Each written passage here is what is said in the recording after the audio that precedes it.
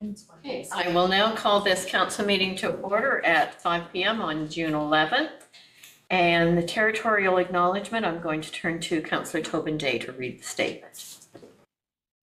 In the spirit of reconciliation, we acknowledge with respect the history and living culture of the Anishinaabeg, the people of the Three Fires known as Ojibwe, Odawa, and Potawatomi Nation, who have inhabited this land from time immemorial. We recognize that these lands are the territories of the Chippewas of Saugeen and the Chippewas of Nawash, collectively known as the Saugeen Ojibwe Nation, the keepers of this land. Georgian Bluffs is located on lands encompassed by treaties 45.5, 67, 72, 82, and 93. We reflect on our role as treaty people and the need to live in respect and peace and show respect to the First Peoples who inhabit these lands and waters. Thank you, Councillor Day. Adoption of the agenda. The recommendation is that the agenda be approved as presented. Could I have a mover and a seconder, please? Deputy Mayor Pringle, Councillor Winters.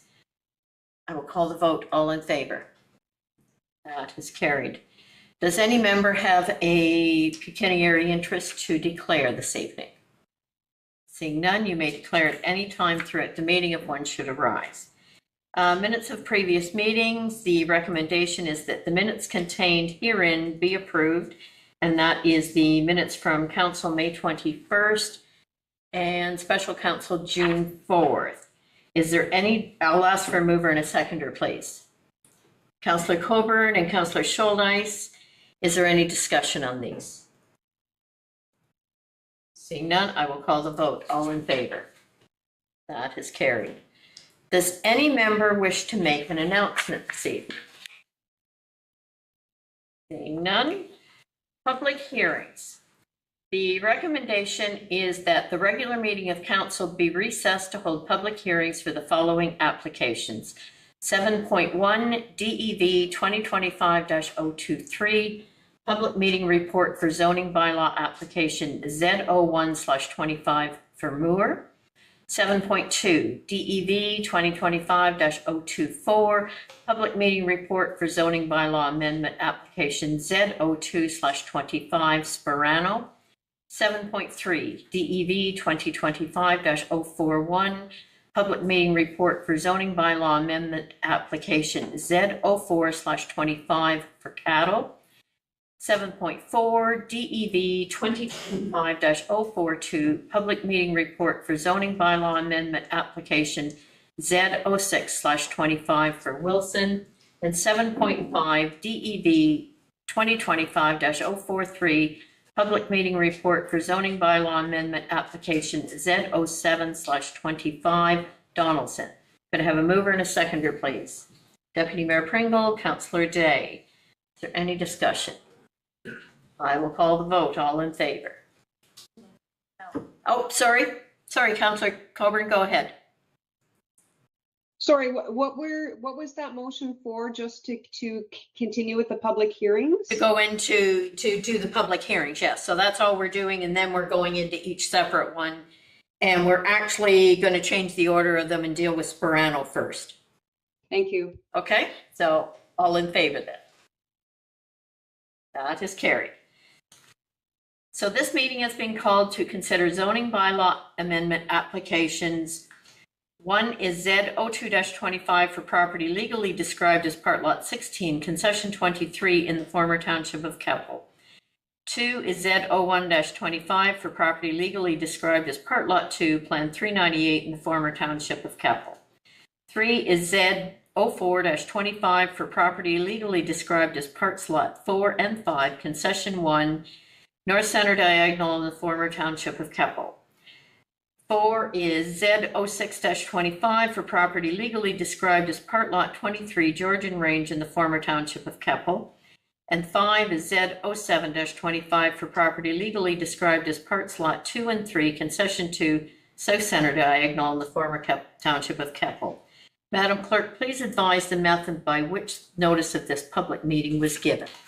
Thank you, Madam Chair. Notice of this public meeting was given by ordinary mail to all property owners within 120 meters, 400 feet of the subject property, by email to all the prescribed bodies on May 8th and May 12th, 2025, posted at the subject property and posted on the Township of Georgian Bluffs website. If a person or public body does not make oral submissions at a public meeting or make written submissions to the Township of Georgian Bluffs before the proposed zoning bylaw is adopted or passed, the person or public body is not entitled to appeal the decision of the township to the local planning appeal tribunal.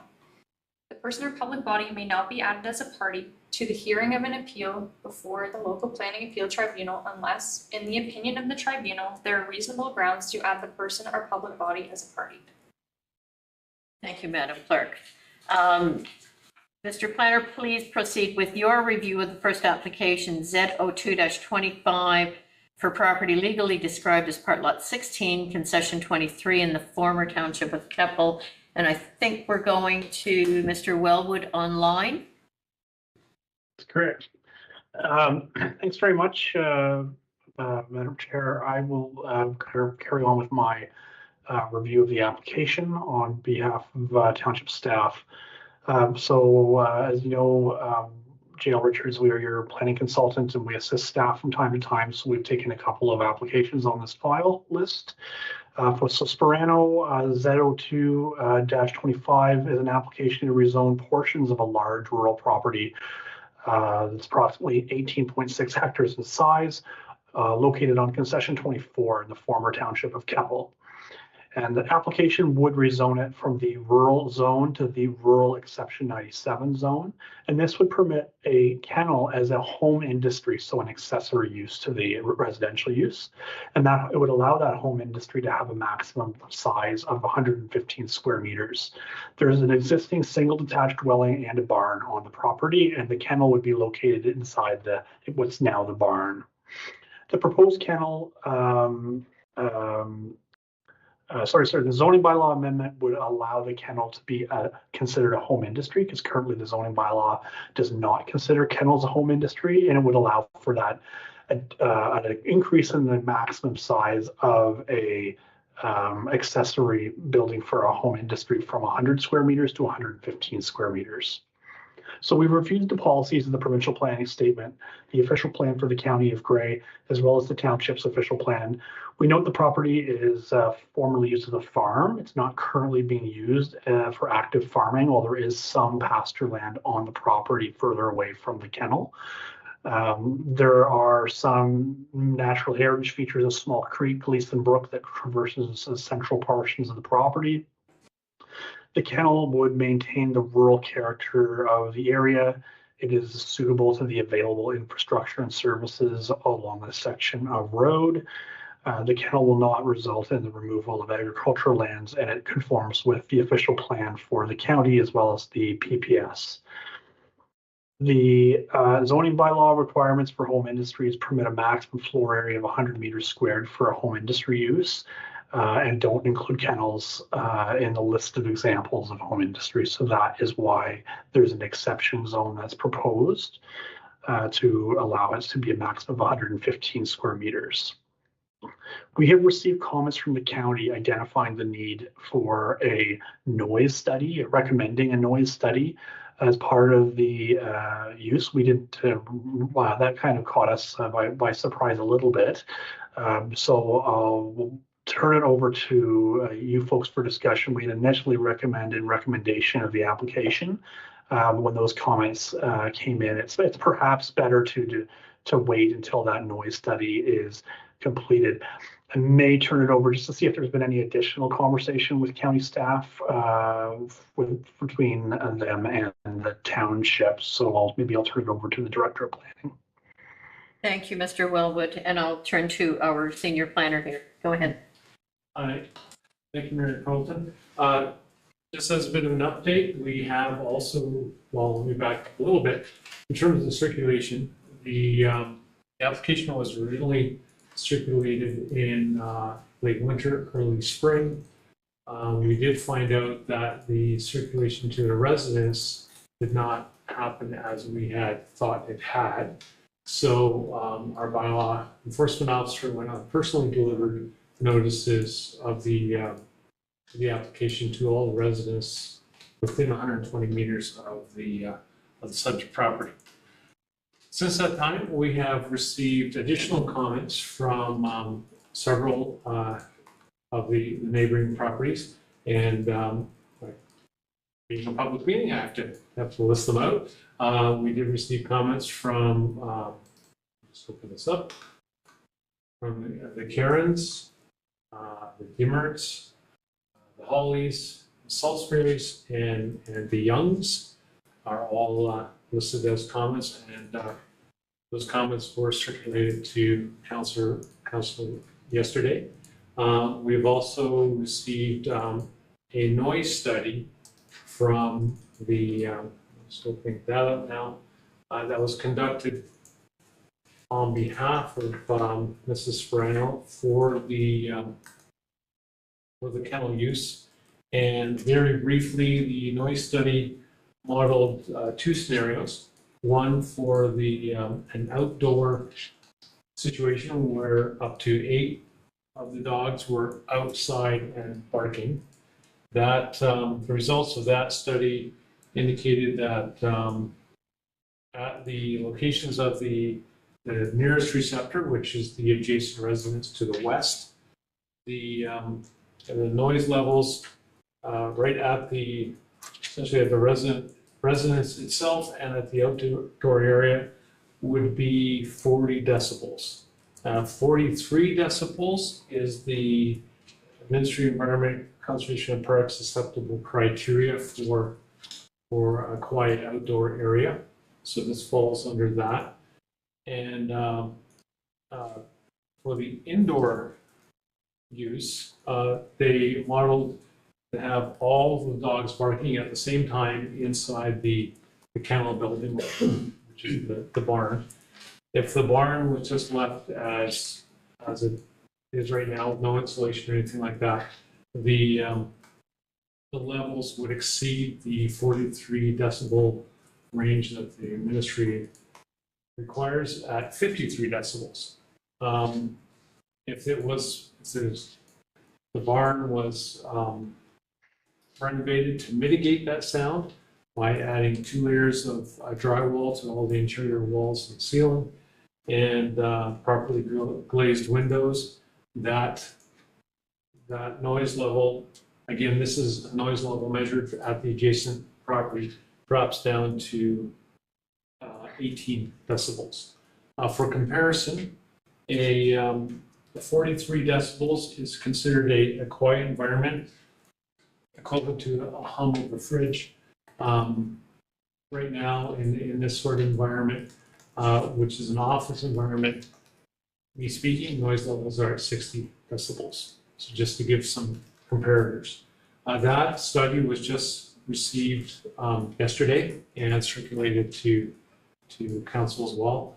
That study, as well as any of the comments, will be loaded onto the application's webpage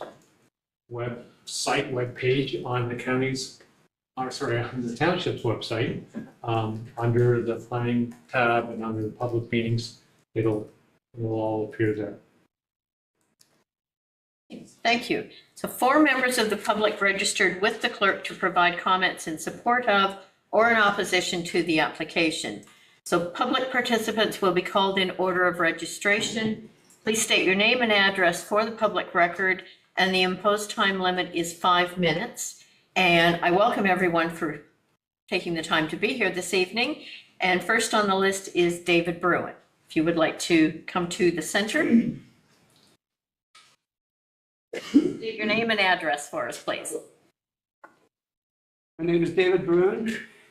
I live at 462-218, concession 24, Georgian Bluffs. And my wife, Lori, sitting back there, we own the property that is located directly beside Fred's new spot. I'd like to thank council and the mayor for letting us voice our concerns tonight. I myself have to stand opposed to this zoning change. I'm not a great speaker, so I put everything down in point form. I feel that this is an unreasonable request to put on our neighborhood. 13 dogs are just simply too many. As you can see from the photos that I gave council and the mayor, Our house, deck, and pool are only 100 feet away from the proposed kennel. Way too close. Dogs bark. It's what barks. Dogs bark. It's what dogs do. When one dog barks, 12 more are going to join in. I personally have a hard time believing that would only be 43 decibels. And you also said 8 dogs, if I'm correct. That's correct. That's There's going to be 13, right? So just to make that point clear. Erecting a fence on uneven ground will provide the opportunity for dogs to escape under it.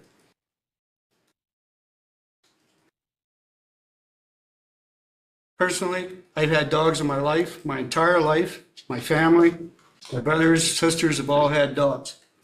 I've never seen a fence hold a dog in yet. If that dog wanted out, they find a way. Now we have a situation with 13 German Shepherds running loose. In our neighborhood, DNA takes over and they run as a pack. Maybe I'm wrong, but I've seen dogs run. They run as a pack. Doesn't matter if they're German Shepherds, Collies, whatever. They run as a pack. Possibly in an aggressive nature. Shepherds have a natural instinct to protect and attack. Same as Labrador retrievers retrieve. With that brings up some safety concerns. There's small elementary age children in our neighborhood across the road. Lori and myself have 3 small granddaughters. It would be devastating to all parties involved if something happened with any of those children. I'll leave it at that.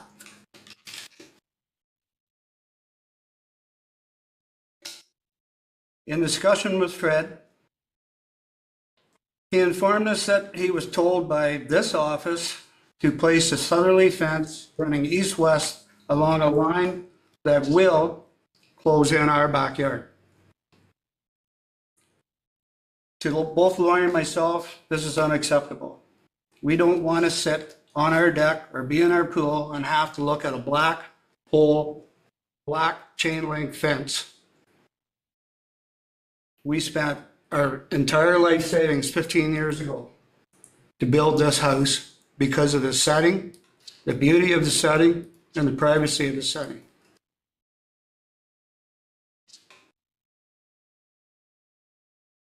As you can also see from the pictures that we presented, we have a lot of wildlife in this area.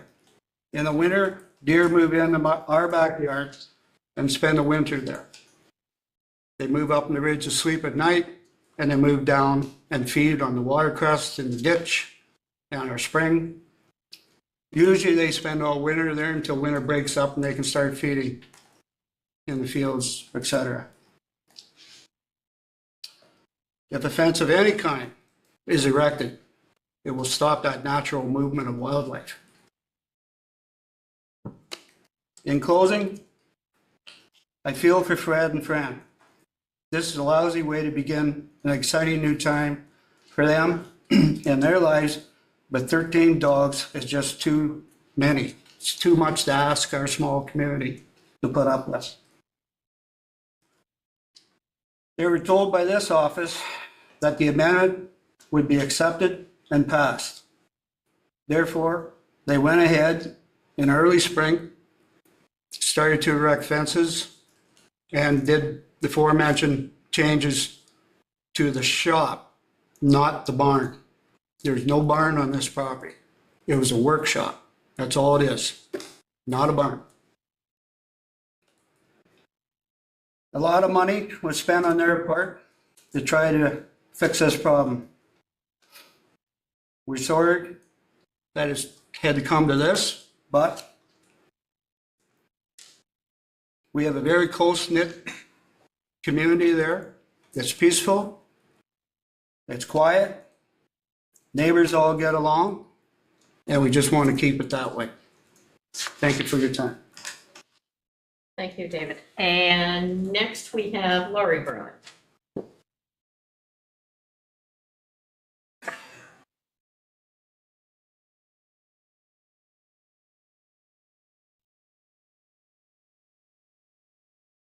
Again, just for the record, state your name and your address, please, Lori. Certainly. Lori Brun.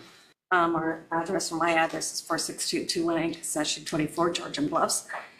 And Dave and I own the property adjacent to Fred and Fran's property. I just need to say something that I hadn't thought of first because of the comments that have been made about the noise study, etc. Fred, and I refer to them as Fred and Fran. I've never met Fred, but I've met Fred, and I feel for them. When we first met them back in April, or met Fred, and he was walking across the property, and it sounded great as to what was going to be happening, that nothing was going to change to our beautiful little area, and I appreciate that. And again, I just want to say how bad I feel for both of you as it has come to this point. I have to note that the noise study, because again, I met Fred, I believe after the last meeting that was supposed to happen, but none of our neighbors and us got the zoning application. So we were blindsided and hit with this at the last minute. And we didn't know what was happening. And as soon as you hear kennel, we have all these thoughts of, you know, it's a commercial kennel, whatever's going to be happening. So I appreciated that Fred, when he found out there was opposition, ran into him on Mother's Day because I was in my backyard weeding, and he and another gentleman were at the corner fence, which was of the original farm property. We class that as our back corner, and they were looking and making comments that they'd been told they had to put a fence across, which was devastating. And I think he realizes this. And we don't want to cause hurt feelings with anybody. But I had specifically mentioned we don't need a noise study. So that's something that did go ahead. And so now we're hearing this. So now I'll go back to what I had prepared. So good afternoon, everybody. My name is Lori Bruin. Dave and I live beside the property that we are here to discuss proposed zoning change.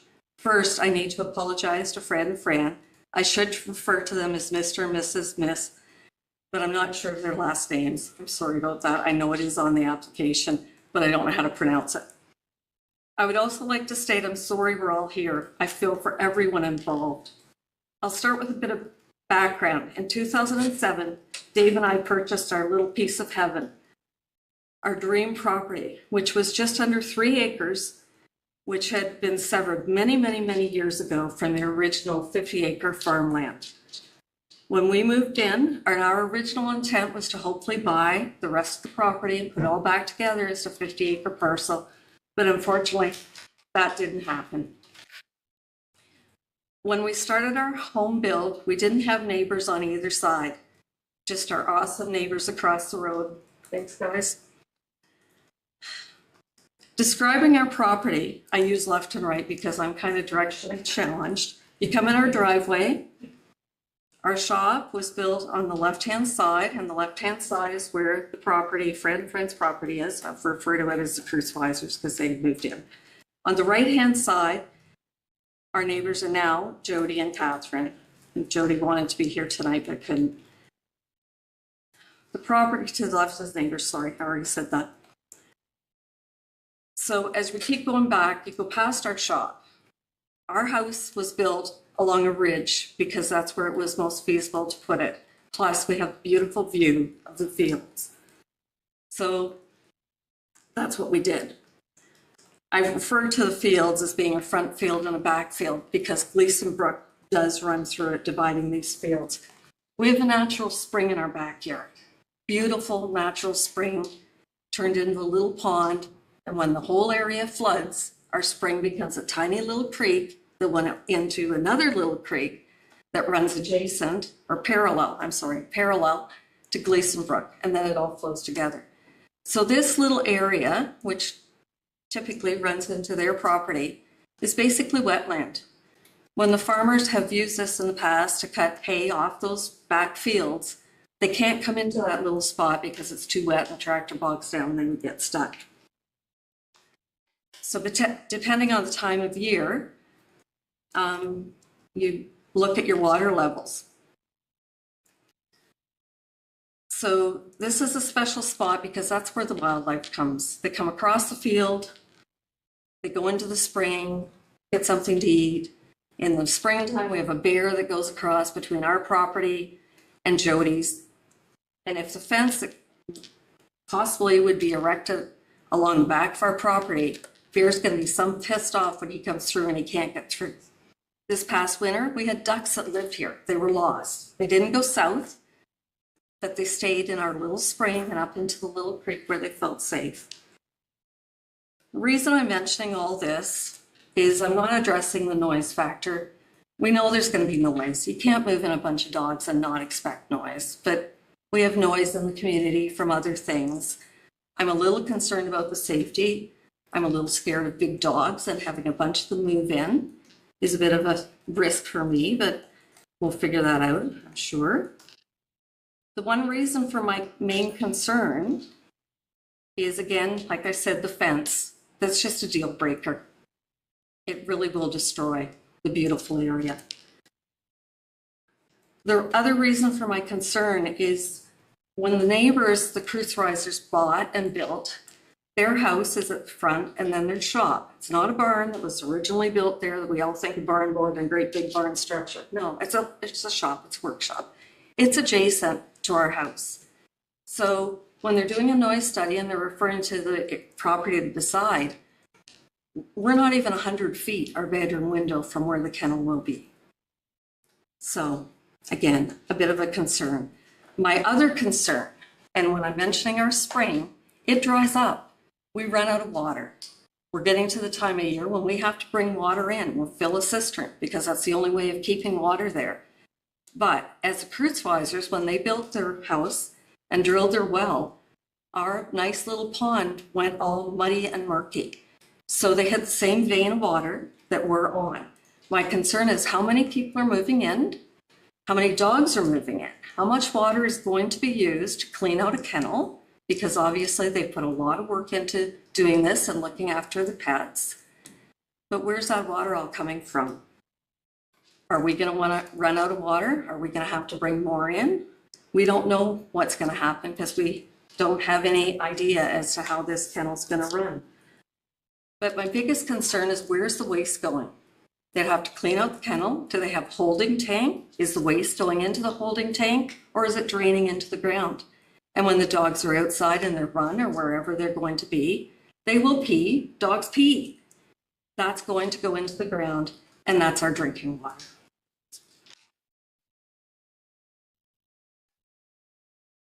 So again, I feel for Fred and Fran. I have struggled with this since it was brought to our attention. I don't think anybody realizes how much this has affected our family, their family. I feel for everybody. I don't know what the answer is to resolve this.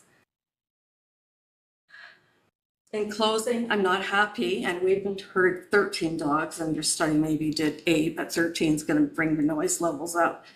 Moving in, a smaller number might be acceptable. It's unfortunate that if they wanted to do this, purchasing maybe 50 or 100 acres of land would have put them without neighbors because there is a kennel down the road, but the closest neighbor is 1/4 kilometer away. Their closest neighbor is 100 feet. So, as I said, I'm really not happy with it, so I do oppose it. But if council approves the zoning change, what is the definition of how many dogs in a family kennel? I'm hearing about industry. And that's the first we're hearing this. We're being told it's a family kennel, that we're not raising dogs, breeding dogs to sell them, that sort of thing. If that's changed, then there's even more opposition. So what I would like is, because Fred had mentioned they weren't having more letters, it was just their family pets that were coming. So I would like some kind of a, if it's agreed to that they can do this, a sworn affidavit. We have to set a number. How many dogs can there be there? It's not for commercial use, it's family use. So what is the definition of number of dogs for family use? And that there would be no more dogs brought in. I know this sounds cruel, but as their older dogs pass away, don't replace them. And let's limit the number of dogs that are there to more of a respectable number that would be in a family home. The other item, and then I'll close because I know I've gone over my time, is if they ever sell their property or transfer the property to other people, gift it to somebody, the zoning could return to being residential farm use, not a kennel.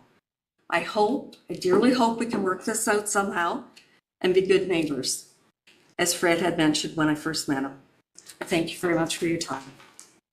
Thank you, Lori. Oh, and I'm sorry, but I hope that everybody received the email that my husband had sent, which has all the pictures and everything else that he was referring to. So, okay, No, it's here. thank you. Thank you. Okay, and next up I have Gary Welland. And again, Gary, just for the record, state your name and your address. Mayor, members of council, evening. My name is Gary Welland. My wife Dawn and I live at lot 16, concession 24. That's 462197. That puts our laneway directly opposite the laneway of the lot in question. Our 100-acre parcel has been in my family for well over a century. My wife and I have owned it since 1971. And in fact, our roots on the 24th concession and in the old Keppel Township go back 5 generations to the late 1860s. It was my great-great-grandfather that operated the boat landing that Jane Miller was trying to make it into when it capsized. That was G.G. Spencer. Now, I mention that just so that you know my feelings for the area run pretty deep, and I really want to try and protect the integrity, the rural integrity of the property. And having said that, we object to the amendment for the following reasons. The very fact that this requires an amendment speaks volumes to the issue. Operation of a kennel is not currently permitted under the zoning. Now, I don't have to remind council that, and I don't mean to offend anybody, but I'd like you to keep that top of mind when considering this request. You folks know your responsibilities far better than I. Now, my next issue is noise. Almost every property up and down the line has a dog. Many have 2. But we rarely, if ever, hear them, and we never see them. And that's because farm dogs, as I'm sure most of you know, farm dogs know their boundaries and respect it without the need to be confined or restrained in any way. But we all know that dogs that are confined bark a lot and bark a lot more often than dogs that are not. So what I'm really saying with that is that, well, out where we live, the sound of bawling cattle or the odd rooster, greet in the morning, that's a welcome sound.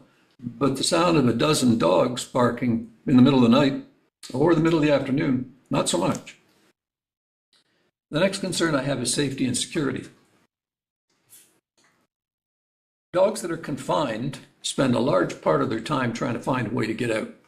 And when they do get out, they tend to be more aggressive. I'm not trying to say anything about German Shepherd dogs. I guess we wouldn't maybe be too worried if it was Pekingese, but dogs that are confined when they do get out, they tend to be more aggressive, and they do tend to develop that pack mentality. And that puts everyone and everything at risk. We have 4 grandchildren, the youngest of which is 3.5. They come to visit us, of course, from time to time. We also have 4 horses, 2 of which are just 5 weeks old. If anything were to happen, there is no intervention that could be quick enough to prevent serious injury or worse.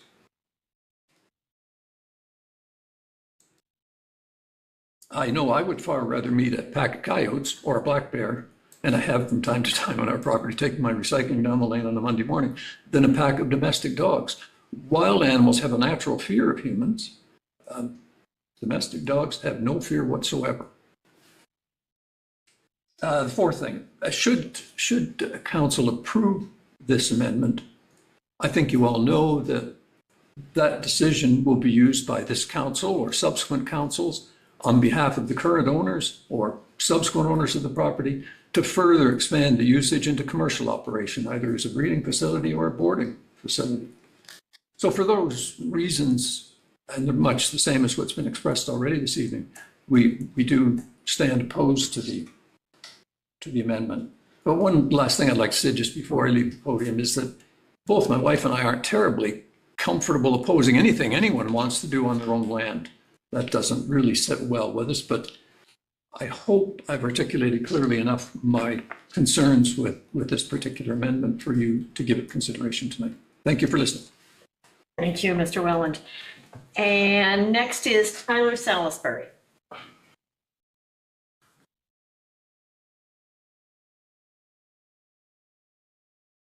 And again, just for the record, please. Yeah, not a problem. So, good evening. My name's Tyler Salisbury, and I live at 462173 Concession 24. My property is a 97-acre property, and my northwest corner would be directly adjacent to where this zoning change would be proposed. So I wrote something up here, just like everyone else. Let's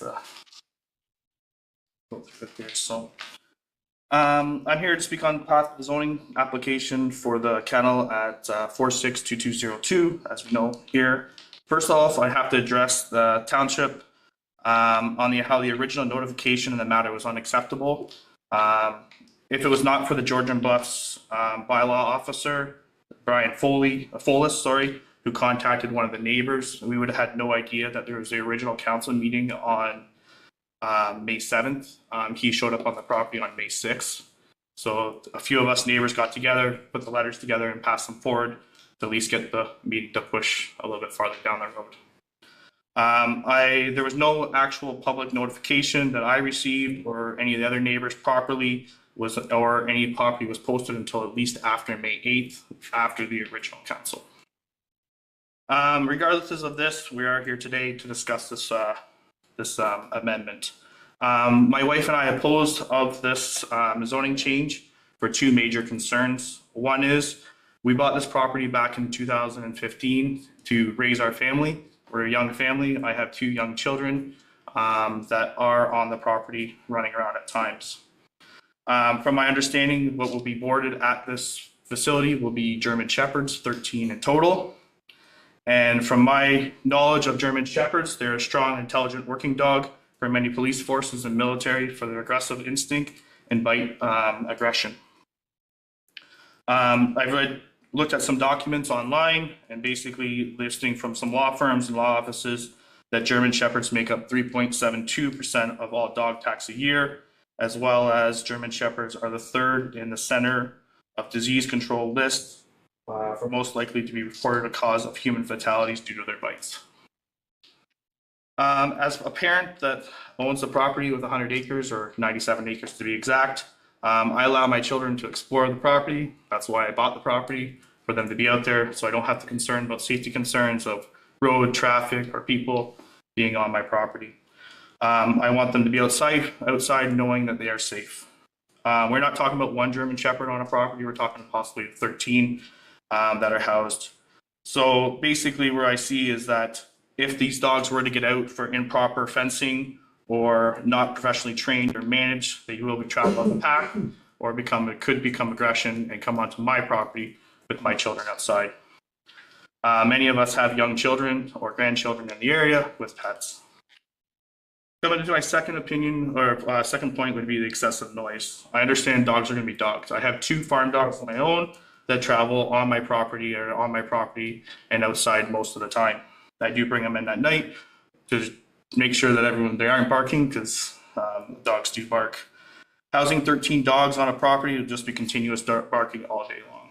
We talked about the noise study, the other neighbors addressed the 8 to the 13 to the decibels or what's going on. But dogs are going to bark no matter if they're inside, outside, or where they're going to be. I purchased this property in the country to enjoy the quiet. During the shoulder seasons, we sleep with our windows open to cool down our old farmhouse, to enjoy the outside, and to listen to the birds in the morning and having them peaceful of being out in the country in the rural setting. Now we're going to be replacing with consistent dog barking and continuing with that.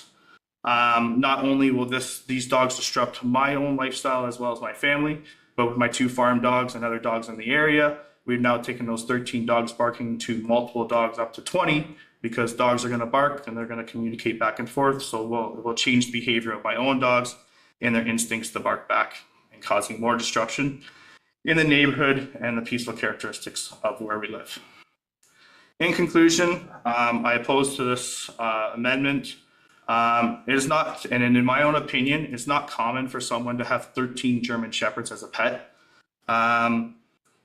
without having another purpose. Most people I know have a large number of dogs for, we are in a rural setting, farming for agricultural or farming purposes within dogs within livestock, such as sheep and stuff to protect the livestock. There's also individuals that have a number of dogs due to hunting. Coyote hunting is large in our area and for different purposes. What I believe, and I have no proof of this because what we're talking about is that these are supposed to be family pets, is I believe this could be for another cause of a breeding purpose for breeding or any other commercial process. Yeah. So basically, in the end of it all, concluding is that I'm opposed to this just because of the safety concerns for my family and for the area that we are living in. Thank you. Okay, I will now turn to council for any questions regarding this proposed application. Councillor Colbert. You're muted.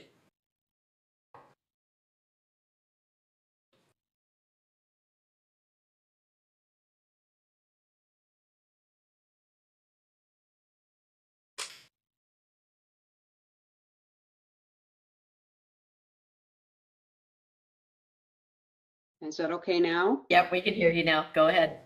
Apologies. Mayor Carlton, you suggested this would be our time to ask questions.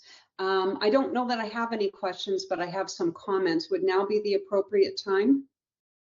I would think so, yes. Yes, in just a moment. Sorry? Yes, go ahead. Okay, thank you. First of all, I have to say that I have concerns about process.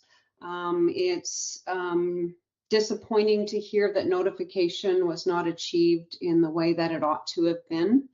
I also have concerns about receiving letters and the results of the noise study in my inbox just today, and then being asked to make a decision on this. It's also concerning to me that those documents have not been included in the official agenda package where they ought to be. So for those reasons, I was going to recommend a deferral, but having heard the delegations here tonight, I will not be supporting this application. First of all, we all know that the most difficult thing to enforce in our bylaws is the noise bylaw. It's almost impossible. So once we have the problem, then it's just a matter of telling folks there's not a whole lot we can do about it. And that doesn't sit right with me. Secondly, when we consider a rezoning application, we know that we are to consider the context of the neighborhood, and we are to consider compatibility and maintaining of the established community character. I'm hearing from folks that live in close proximity to this property that that's not the case, and that concerns me.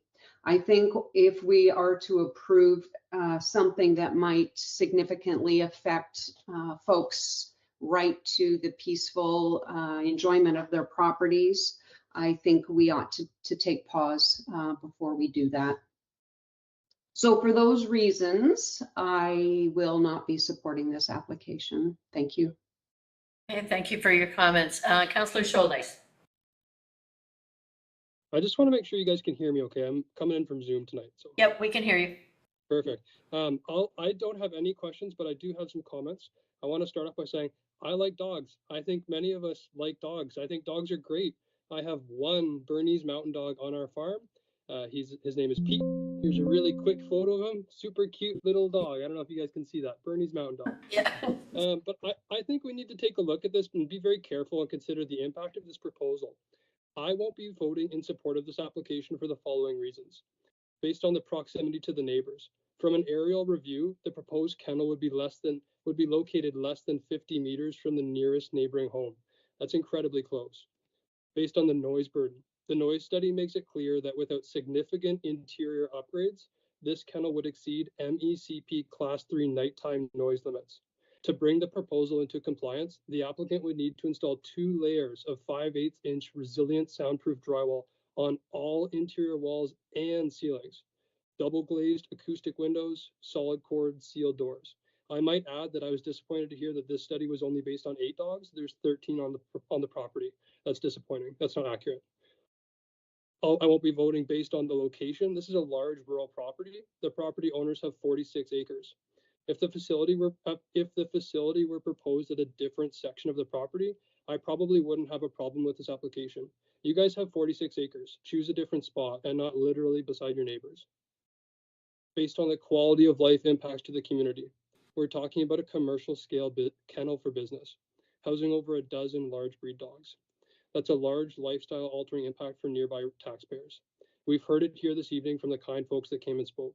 The real smell of dog manure and bedding, the flies, increased traffic with visitors to the facility, aggravating barking night and day from the dogs, the possibility of loose dogs, the impact to the local wildlife and environment. Might I add that say goodbye to deer hunting for any deer hunters locally. Based on the fact that we've had several neighboring taxpayer households to the facility that spoke and took the time to write in with clear opposition. The folks that came in tonight or the folks that wrote concerns, they deserve to carry real weight in our decision-making process tonight. I don't oppose the idea of a kennel, but it needs to be in a different location or one that doesn't directly impact the peaceful, quiet enjoyment of the neighboring family homes to the area, the taxpayers locally. So for those reasons, I will be not supporting this tonight. Thank you. Thank you, Councillor Schuldeis.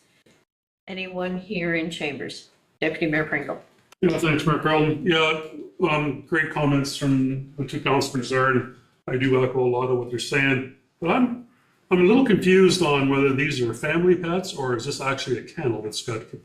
May I address? Brittany? I was going to say through you, Mayor Carlton, it would be beneficial to allow the applicant an opportunity to respond to comments. Whether we do so now or following council's comments is completely up to you. I would suggest now, as we ask questions, would be appropriate. So if you would like to come up to the podium and just. Thank you very much. Same thing. For the record, let staff know exactly who you By are. way of introduction, my name is Manfred Getz, significant other to Francis, okay? And we're now residing at 46220 Concession Road 24, or soon to be. And I very much appreciate all questions and concerns. I would have the same if I was faced in the same scenario. Francis and I have been dog owners forever. 67, I've had dogs my whole life. And just for clarification, we have no intention of running a kennel for a commercial reason. These are family pets. And to Lori's request, I'd sign any affidavit to that effect. These are our family pets, okay? When we started with this, we wanted to do everything in due diligence to make certain that all our neighbors and new friends would be very respected with the right to peaceful existence. In building this, we've had professional fencing put in to the tune of $60,000 to make certain that the dogs don't get out anywhere. The dogs are all separated, females, males. The females all spay, all right? So it's not for breeding. It's not our intention at all. There's a story that comes with that. It's a little unusual. Somebody has 13 dogs. But the option was to put them down or keep the dogs. We're keeping the dogs, okay? The sound study is not to be taken too lightly. It's a professional document. They came and did, in the most conservative of terms, a study to see that any and all would not be affected by the barking of the dogs.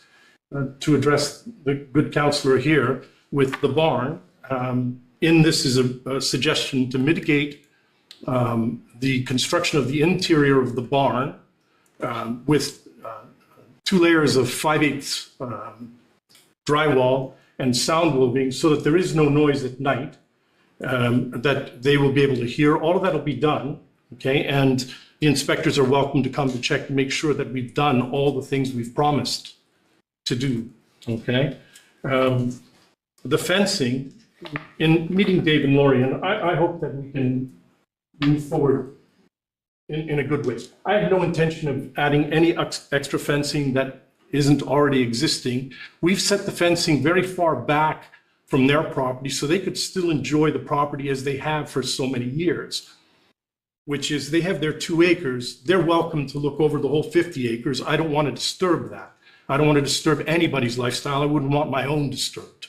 Okay, we've set it far back with great consideration to the neighbors. All right, the Sounds engineers, when we dialogue with them, assure us that the way the ground is and the way the fencing is placed, that the dogs will not be of any concern.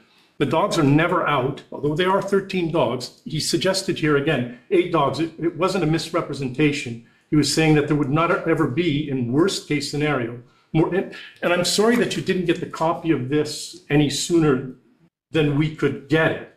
All right, and I welcome for you to defer any decision until you've had a chance to look at it. Okay. The engineer suggested that he would do, for a worst case scenario, 8 dogs out at one time. There are never 8 dogs out at one time, but that's what they used for their study. All right. Let me just go to here, because the real concerns that Dave on our first meeting expressed were to do with dogs doing what dogs do, which is barking when they're together, when they're face to face. In the way we structure the fencing, it is impossible for our dogs to come face to face with his 2 Labradors. Okay, I fully understand that if they got together as strange dogs, there would be a bark fest that would ensue. They can't. It's not possible the way we've built it. He's assured us that his dogs don't cross onto the neighboring property lines, so there shouldn't be an issue with that. Our dogs aren't, and a concern for shepherds being, I've had shepherds that are trained as protection, police dogs. These are not. These are family pets. They are all trained and will continuously be trained. We're not bringing any dogs in for boarding. We're not intending to, as I say, add any more dogs to what we currently have. We're very conscious of our neighbors' concerns. We want everybody to be happy. We're hoping that we're not just going to be neighbors, that we can become friends, is where we want to go with that.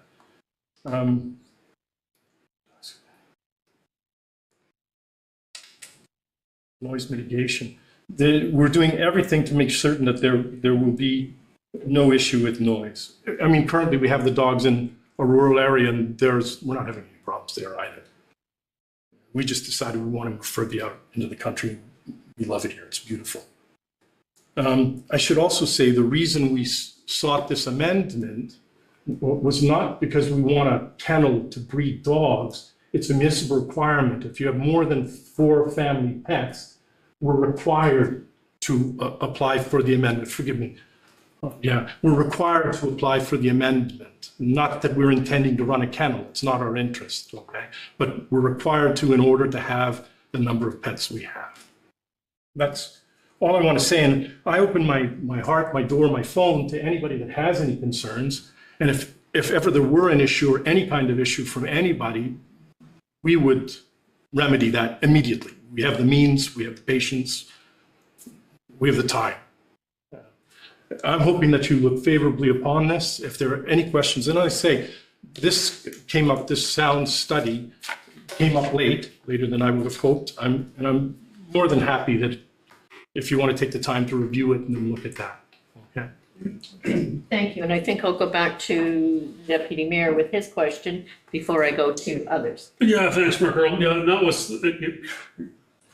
that's what was throwing me off. We're talking about a kennel situation. It's not really a kennel, it's family pets and whatever. 13 is, again, in my mind, would be excessive. It's a lot of dogs. It's a lot of dogs.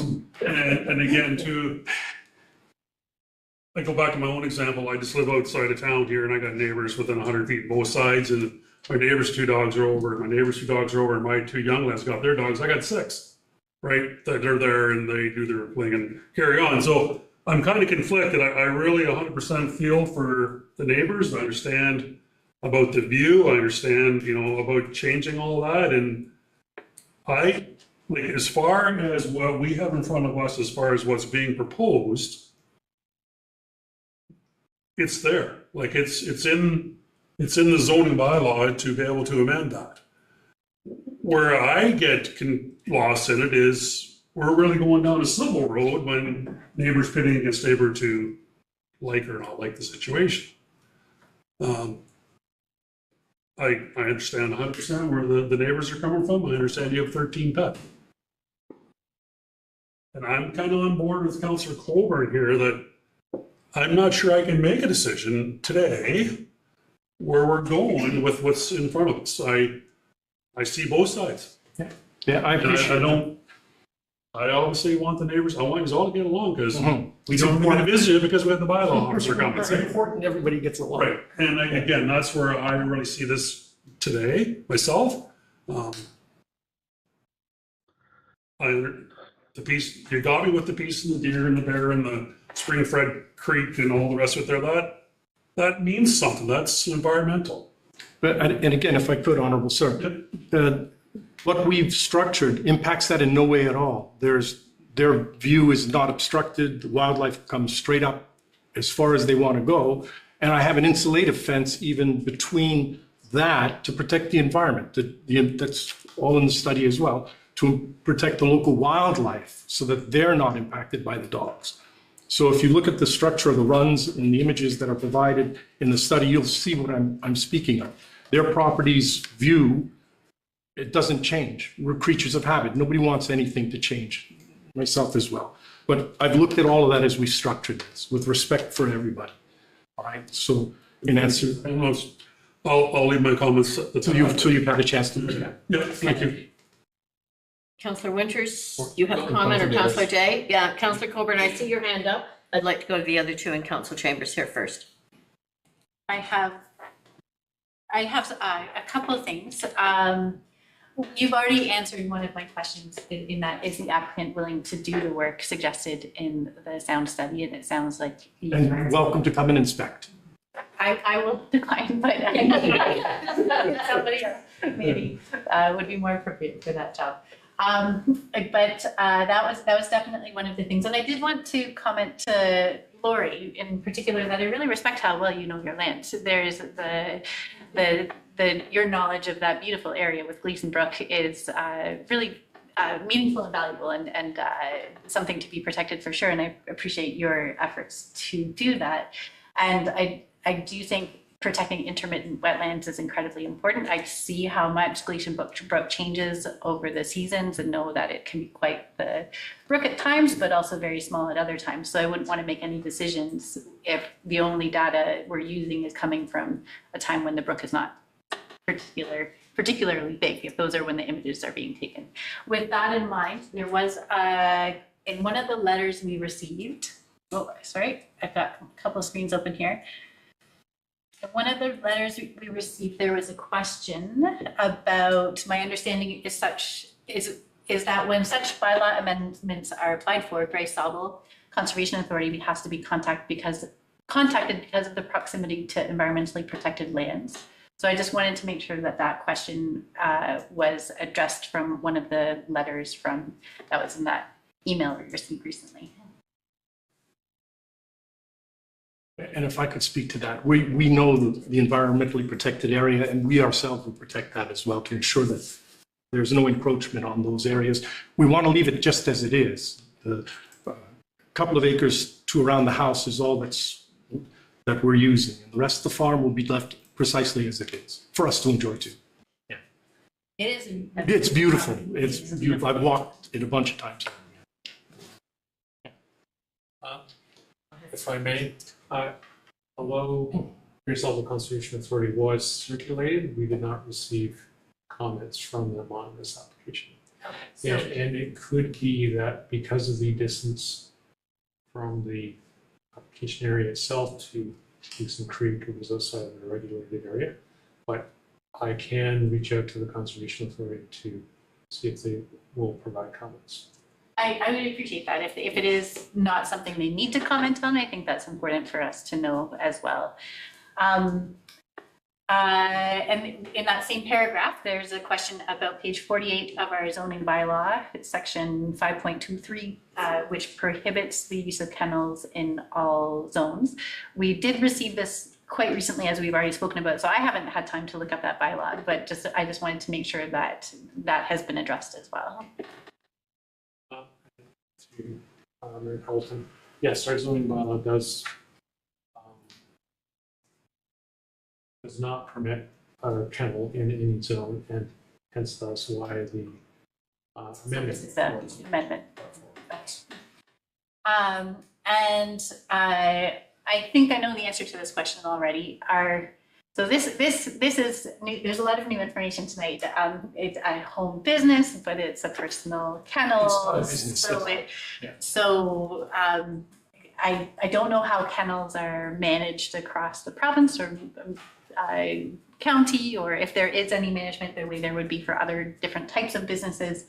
I imagine there may or may not be a kennel. I don't think there would be a kennel licensing process, but if there was, actually is, forgive me. it would be good to hear about We it. have to adhere to the rules and regulations that apply to any commercial kennel, whether it's for that function or not, which means to say the structures have to be appropriate, the fencing has to be appropriate, it'll have to be inspected and passed and approved, and we'll have to maintain it as such, not used for that purpose, okay? But we would be doing that anyways. Our dogs are well cared for. And I read in the sound study that there would be no more than 4 dogs outside at one time. Correct. Which is perhaps why there were 8 for the sound study, because you are committing to only having 4 out. Yes. And in a supervised way, so if they were being particularly loud, presumably you would react. And again, to respond to what new neighbor here, Dave. yes, sir. Not Dave, to your right, Tyler. Yeah, the dogs are never left unattended, ever, not 1 minute a day. Okay, and I could attest to that. The dogs are never left unattended, all right? And we wouldn't have 8 out at the same time. The study was for worst case scenario, is what they went by. But we never have more than 4 dogs out. The dogs are never left unattended. Yeah. And I appreciated your comments about leaving windows open to hear the birds in the morning. That is something I greatly value about my house as well. And it's different seasons, it's differently enjoyable as the traffic picks up in the summer. But I do know that on concession 24, there are already a few other businesses that sometimes make noise as well. So I think it's been important to hear your voice in this process as well, and to acknowledge that complication of maintaining rural character in a changing world. It's a very tricky process, and we need to make sure we're following the policies. And so that you might know our hearts as well, where we are currently. Sorry. I'm with them right now and they're not barking at all. Yeah, she's right there. At any rate, where we are currently, we're wildlife lovers, okay? So we have deer, turkey, all kinds of animals on our current farm that come right to the house where the dogs are. And I mean, we put food for them, we're bird houses everywhere, we're bird watchers, we do all of that. So with absolute respect for the natural wildlife as well. Yeah, not just the neighbors, but everything in proximity. And this is maybe just a comment, because I know that it doesn't fall under drinking water protection when we look at wells, but there have been concerns about concession 24 and groundwater in that region in the past for other reasons. So I definitely hear your concerns about groundwater contamination and volume of water, and just a reminder to all of us that there are some gaps in policy around drinking water protection for wells and private wells. So continuing to keep that on our radar as increasing housing density goes into rural areas. I'm acutely aware of the quality of drinking water. I drink it too. So we're very cautious with that ourselves. We're currently with well. So, yeah. That was all. Councillor Winters. Thank you. And I do want to applaud everybody that's here tonight for the respectful conversations that are being had and the way it's carrying on. I do respect every one of my fellow councillors' concerns. I do respect what you're doing here. Where I struggle with this, and we have the same situation as councillor members when we start talking about short-term accommodations. Once you put zoning on a property, the zoning stays on the property, right? It's great to hear you as the owner, this is your intention, and I realize that they're family dogs. But change happens. And once there's zoning on a property, zoning stays on the property. Councilor Winters, I'm sick. I'm a hardcore collector. I don't give up anything. I don't sell anything. So this farm will stay in the family for the next 100 years. I mean, I gotta be honest, 13 dogs, whether they're family pets or not, is a large number of animals, right? I do respect all of the concerns that have come forward, and I do really struggle with the fact that once we put zoning on a property, zoning is there. And myself as well, I candidly, I would have the same concerns. Any one of you that voiced a question here, I would have had the same concerns if I had not had a number of dogs myself. But as I say, I've had multiple dogs my whole life, and I'm just real good with dogs. So, Just, you know, I hear it day in and day out, never say never. yeah. This never happens a lot faster than everybody thinks it happens, right? So that's my concern. And I think out of respect, there is a lot of information that was presented to us by email last night that not everybody has seen. The noise studies need to be reviewed by the residents that are surrounding, the public notice.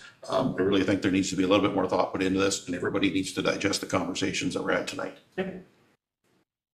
Thank you, Councillor Winters. I'll go to Councillor Coburn and then Councillor Scholz. Thank you. I believe Councillor Winters made the point that I wanted to make regarding the zoning bylaw. That stays with the property, and future owners may choose to use the kennel as a commercial industry. So thank you for making that point. I just wanted to return through you, Mayor, to Deputy Mayor Pringle's comment. I want to be clear. I was inclined to defer when I saw the emails coming through last minute. I remain concerned that they're not an official part of this agenda package because of the lateness of them coming through. But I do want to be clear that I have enough information now after having heard the delegations here tonight to know that I don't need more time. I don't think I need a deferral. I don't think we're going to get any new information coming forward. And so I just want to be clear about that. And just quickly, I will be requesting a recorded vote on this one. Thank you. Councillor Scholz? I'd like to, I mean, I have a couple comments to make. Firstly, I love the comment made by Councillor Winters about never say never. I think that's really important to hear. I also like Councillor Coburn's comment about not needing more time. I certainly have everything I need to make my decision tonight. I was also going to ask for a recorded vote, so I'm glad that that's been declared. I would like to ask now, where are the dogs held now? We have a facility down in Caledon, the same as what we're constructing here. So it's fenced, they have fenced in 2-acre runs on a 10-acre lot. And they basically have a house of their own. Sorry, where did you say it was located? In Caledon, which is a far more residential area. It's the reason we're moving out this way is because it has become very residential, and I'm getting more noise from the neighbors than my own dogs. Okay, so I just want a more peaceful area, but they're, as I say, very well cared for. They have their own. You've answered my question. So my next comment is going to say, I'd like to put a motion forwards just before we vote on it, that we could change it to say, I think we need to require verification that the upgrades to the property and that the conditions proposed in the sound study are completed before any dogs are housed in the existing barn, should this application tonight be voted in successful. So before we go with the motion, Michael, I'll go to you for comment first. Thank you, Carlton.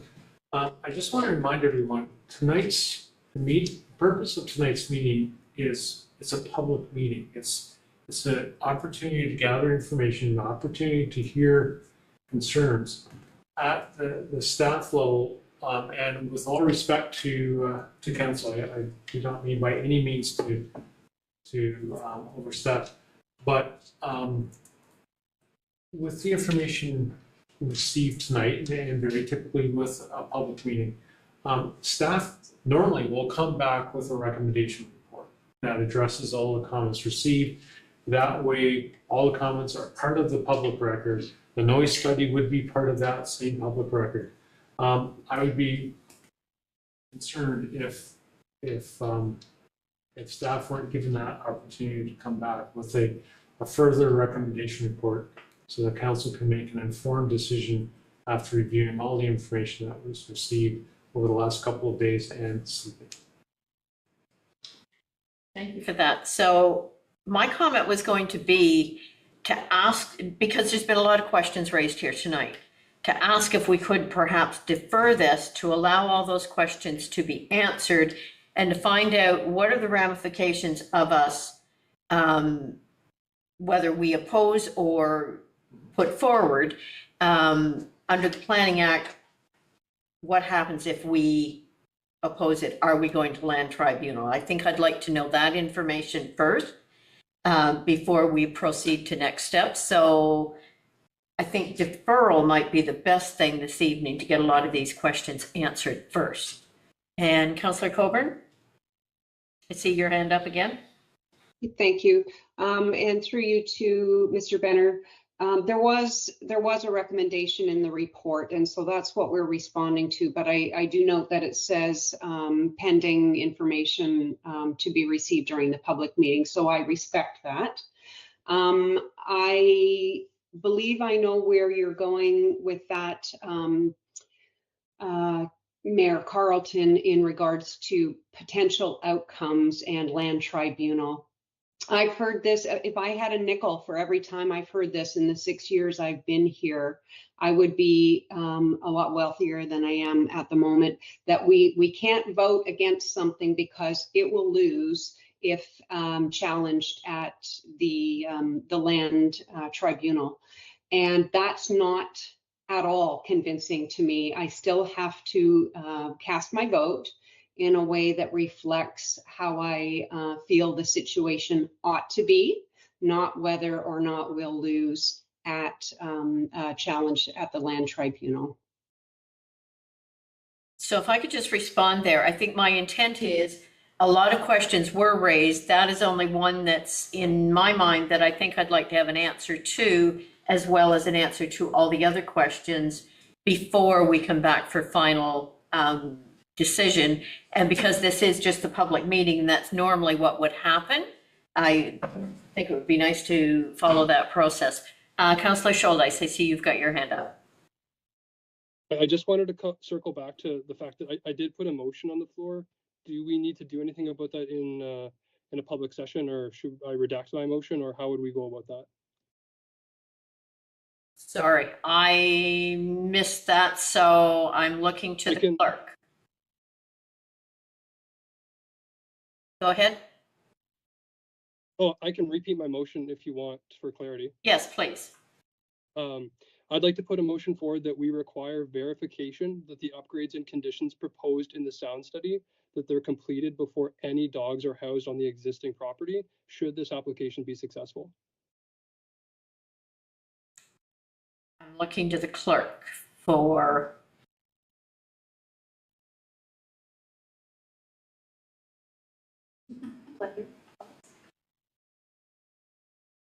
Go ahead. Thank you, Mayor Carlton. And thank you, Councillor Scholdice, for that recommendation. Very often we fashion, and you'll see it in other reports this evening, very often we fashion zoning bylaw amendments that have technical studies associated with them and the recommendations coming out of those studies to be put in the zoning bylaw through a holding provision. That holding provision basically varies whatever it happens to be, but it kind of essentially says that any of those recommendations need to be addressed prior to final adoption of the zoning bylaw or final building permit application, that sort of thing. So the recommendations of Councillor Scholdice regarding the noise study could very easily be drafted into any resulting zoning bylaw that moves forward. So if we get to the point of having that zoning bylaw coming forward, that would all be included there. So doing that now is a little preliminary, is what I'm understanding? And to you, Mayor Carlton, a motion could help inform that, but that would be one of the things that as the planner we would put in regardless. Councillor Coburn. I don't, thank you, Mayor Carlton. I don't want to speak for Mr. Benner, but I think maybe what he's saying is that is something that can come later. Yep. If we do indeed vote in favor of this when it comes back before council, then the holding provision can go on pending the renovations and adjustments that need to be made to the building. So I wouldn't necessarily recommend that be done now. No, that's what I was thinking. That's a little ahead of where we need to be right now. However, Councillor Sholes has a motion on the floor. So. I don't believe it's been seconded. No, it hasn't. You know what? As long as it's in the holding provision, and I'm glad there's clarity on that. I'm okay with not even including it, just as long as it's going to be there. That's fine. Yeah, so it would eventually be there if necessary. So what we're looking at now is, are we voting on what's in front of us, or are we calling for a deferral to get more information coming back? Deputy Mayor Pringle. So if I'm understanding, thanks, Mark Earl, understanding what I think's going on now, this is a public meeting to have conversation around a zoning bylaw change, and that staff are going to take this away if we approve this tonight. They're not taking it away? Michael? I'm sorry. To Deputy Mayor through Mayor Pelton. What would happen is, at this point, if I may, council only needs to receive the report for information tonight. With a direction, if you wish, that staff bring back a recommendation report and a draft zoning bylaw for council consideration at a future council meeting. Okay, so did the clerk get that all written down? Okay, and does someone wish to move that and second it? Deputy Mayor Pringle, I get a seconder in that one. Councillor Day. There's no further discussion by council. I will call the vote. All in favor? Councillor Coburn made a comment. Do you have a comment, Councillor Coburn? Sorry, Mayor Carlton, it can certainly wait. I was just looking for a date by which this topic will return to council so that everyone in chambers who's attended tonight will know. And will they be notified as to which date that will come back to council? I am looking to staff here to see if there's any idea when we would be bringing that back. And I apologize, Mr. Broom, but under procedural, I really can't bring you forward again.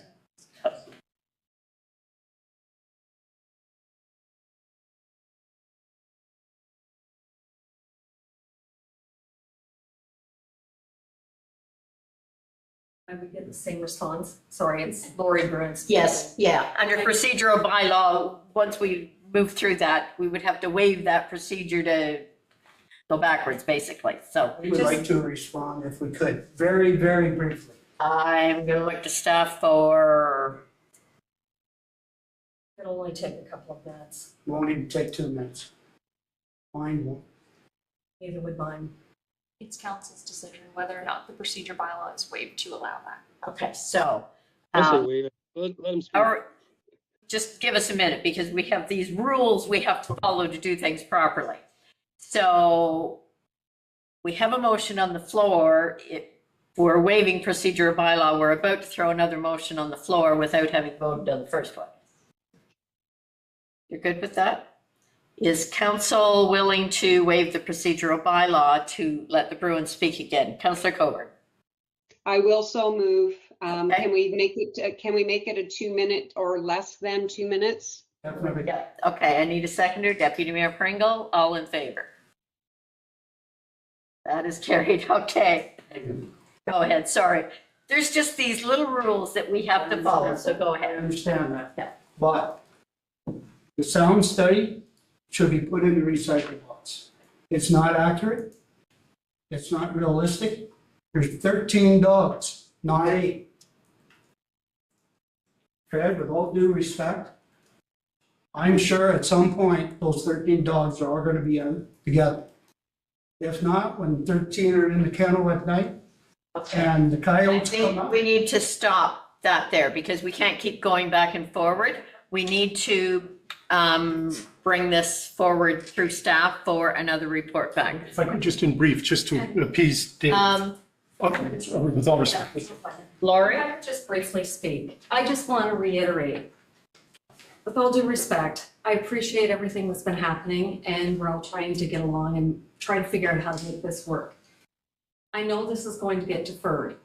And again, with all due respect, if everything had happened back in February when the original notices didn't get sent to any of us, Fred and Fran wouldn't have gone to the significant expense that they have gone to implement everything they've put in place already.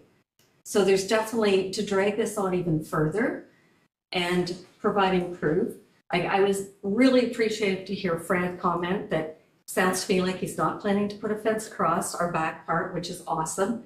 Because I think, with, again, all due respect, that would be a very solvable conservation issue because our spring is the wetland. Because when we built, we had one, excuse my French, hell of a time putting a septic bed in. So again, we didn't want a noise study. So this delaying everything, we didn't ask for that, we didn't need it. Our concern is more the safety, not the noise, and our concern was the fence. And if the rest of the property is going to be left intact, that's awesome. My biggest concern is, as I mentioned at the end, the zoning change. And if it has to be changed, we can. I don't know if there's some workabout the council can come up with without it being rechanged to a different zoning, because our huge concern is if anything ever happens that Fred and Fran aren't there and it's not a family kennel, differentiated between family and commercial, and then we are really screwed. So again, thank you very much for your time. I appreciate everything. Okay, thank you. And I will turn to staff. I think there's sufficient direction for you to know what needs to come back to council to somewhat answer all of this. Does anyone on council have further questions? And is everybody clear on what our motion is? It wouldn't hurt to read the motion, please, Mayor Carlton. Yes, that's what I was thinking. So turning to the clerk. Through you. The recommendation that I have in front of me that is moved and seconded is that consideration of zoning bylaw amendment application Z0225 be deferred and that a staff report be authored to respond to concerns raised at the public hearing. Okay. Everybody's clear with that? Sorry, Mayor Carlton, did we get a date on when we might be able to bring it back? Oh, yes. Sorry. Thank you. To Mayor Carlton, I can bring, because I know everyone's anxious to have this resolved, I can bring this back to the July 2nd council meeting. Okay. So July 2nd. So if there's no further comments from council, I will call the vote. All in favor? That is carried. Thank you. Thank you, everyone, for being here this evening and willing to share your thoughts with us. We appreciate that. So July 2nd. Okay, next item is Z01-25. This is for Moore. Mr. Planner, please proceed with your review of application Z01-25 for property legally described Lot 2, Line 398 in the former township of Keppel. And I have no members of the public registered with the clerk for this one. So I'm going to Mr. Wellwood again on this one. Thanks very much, Madam Mayor. This particular application is located on Drive-In Crescent, which, funny enough, is not actually where the old Drive-In used to be, which always never ceases to amuse me. The proposal is to rezone the property from the M1 industrial zone to the residential 1 zone. The applicant has essentially a shop on the property right now that has been previously used for industrial purposes. They have an existing dwelling that they're residing in on the property, but the primary focus of the property is residential. So they've decided to try to change the zoning so that the whole of the property is zoned residential, but they'd like to keep the shop building right now. So if you're familiar with the area, you know there's kind of a mix of similar properties. Some of them are residential, some of them are previously industrial or low intensity industrial uses. The property is privately serviced with well and septic. There are a range of similar uses along the same side of the road as the residential use. The lands are located in the Springmount policy area in the official plan for the township, and they're designated residential as well in the township's official plan. And this recognizes that mix that you're familiar with of commercial, industrial, and residential uses in this area. We've had a look at the provincial planning statement, the Grey County official plan, and the township's official plan. We're generally satisfied that this is that conforms with and is consistent with those documents, with a couple of unique tweaks that I'll mention. We are recommending a holding provision for the industrial portion of the lot. So as well as a residential one exception zone that would recognize that that shop building is still permitted to exist on the property. There's a couple of site-specific provisions in the zoning bylaw in front of you, one of which is to increase the lot coverage for accessory buildings for residential uses to be 8.5% of the lot area. There's a provision for a maximum height for the accessory building of 7 meters, and that's just to recognize the existing building. And then the other kind of unique feature of this is there's a provincial requirement for land use compatibility reasons to ensure that if a change of use is going from industrial to a sensitive use, or residential in this case, that a impact study or a record of site condition be provided, demonstrating that there's no contamination. So the hold that we proposed is kind of a compromise. So allow the continued use of this building for a shop, and then to allow it to be properly cleaned up and remediated prior to any future residential use on that portion of the property. So in essence, the zoning bylaw that we've prepared for this property has a split zone, which is rare in Georgian Bluffs, but definitely not unheard of. So that is the extent of our report, basically, in summary. I'll turn it over to you through the mayor to members of council for any questions. Good. Thank you, Mr. Wellwood. And I'll turn to council. Do you have any questions regarding the proposed application? Councilor Winters? I do and I don't. I mean, it makes sense. I understand why they're doing what they do. But in a broader spectrum, forgetting about this piece of property, you know, we talk about employment lands, and here we appear to be taking the employment lands out of inventory to some degree.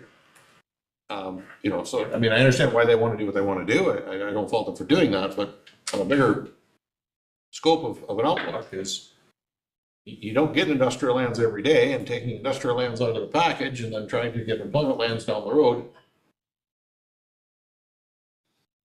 Not trying to confuse the decision making here, but I think that was something that needed to be said and brought up. Is there any response from the planners back on that one?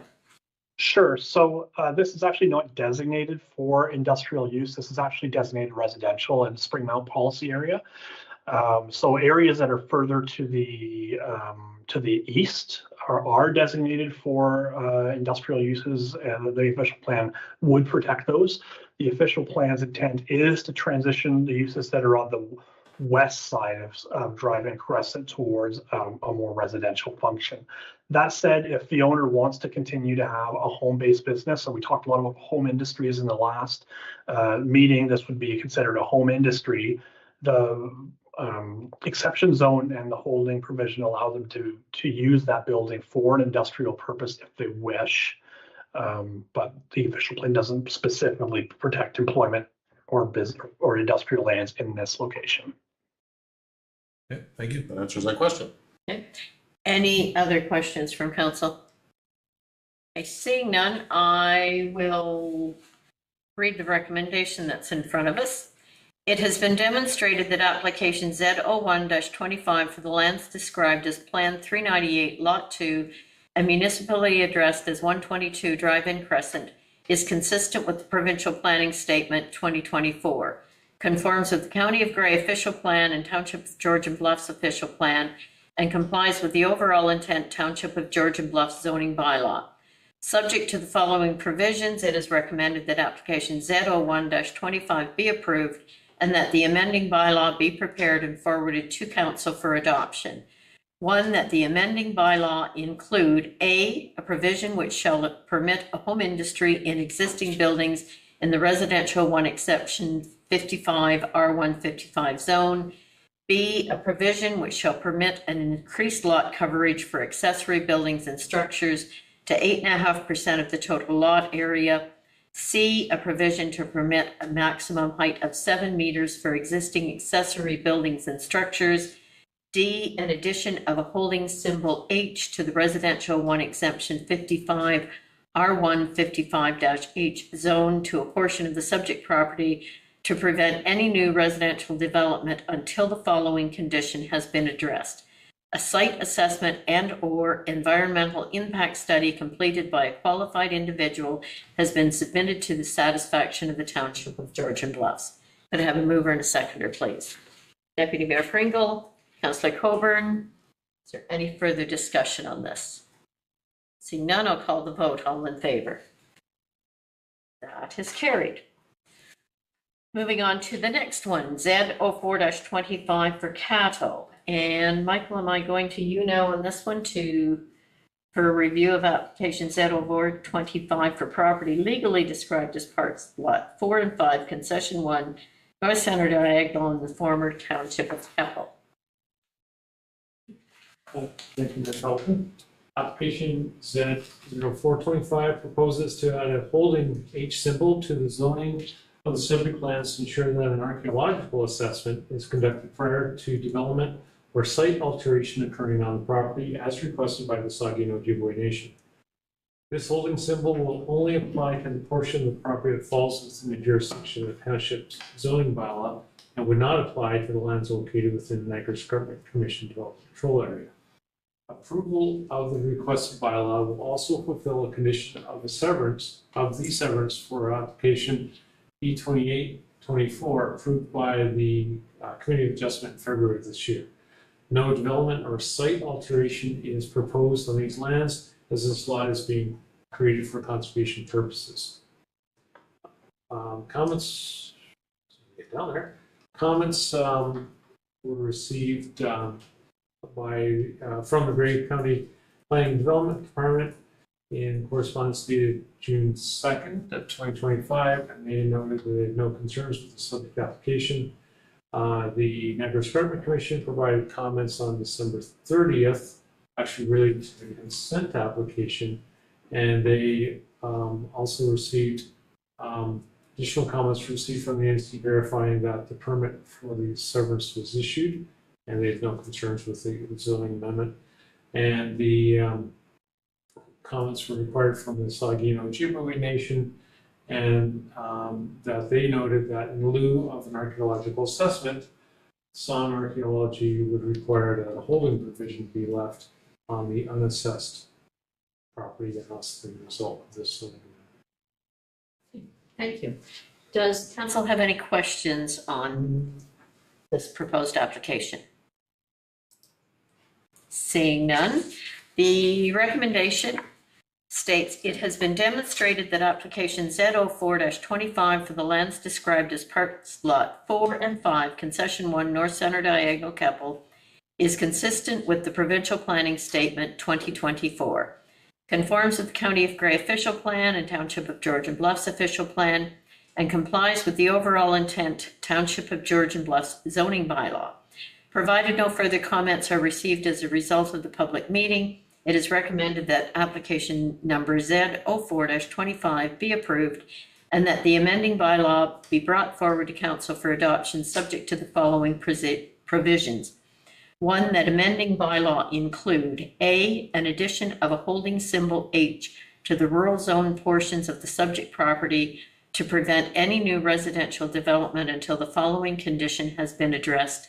An archaeological assessment be completed to the satisfaction of the Saugeen Ojibwe Nation. Could I have a mover and a seconder, please? Councillor Winters, Councillor Day, is there any discussion? Call the vote. All in favor? That is carried. Next item, Z-0625, Wilson.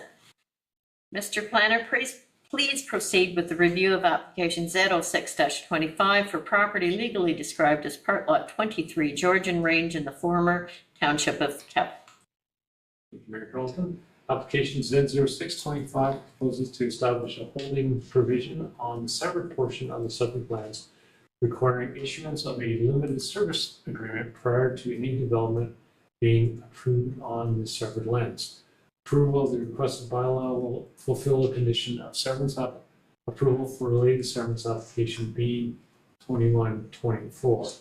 The limited service agreement, no demand for service agreement, is associated with the seasonal maintenance of the Keppel bypass. Right now it's not plowed in the winter, so no demand for service agreements required prior to any development occurring on the severed lands. In terms of applications, in terms of comments received, lots of applications coming.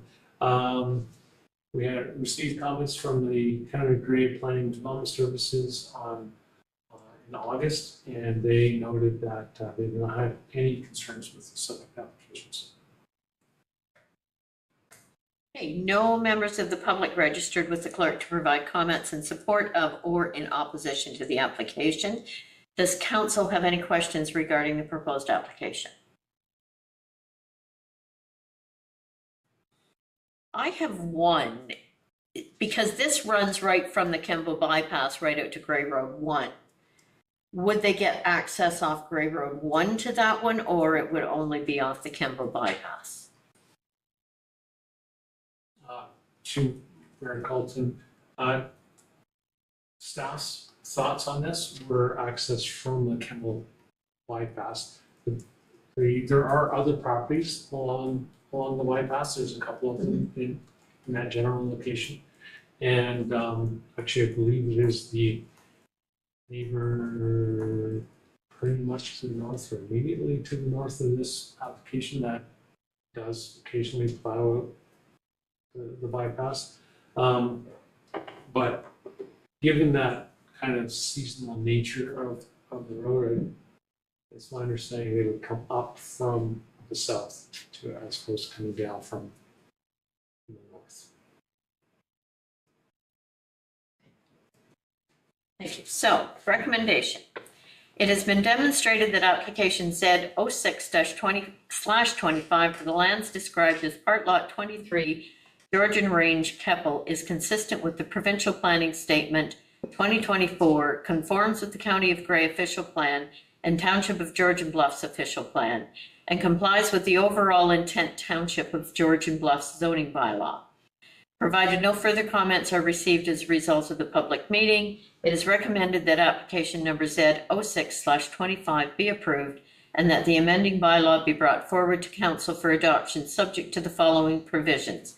1, that the amending bylaw include A, an addition of a holding symbol H to the rural zone portions of the subject property to prevent any new residential development until the following condition has been addressed: that a limited services agreement is entered into with the Township of Georgian Bluffs before the holding provision can be lifted. Can I have a mover and a seconder, please?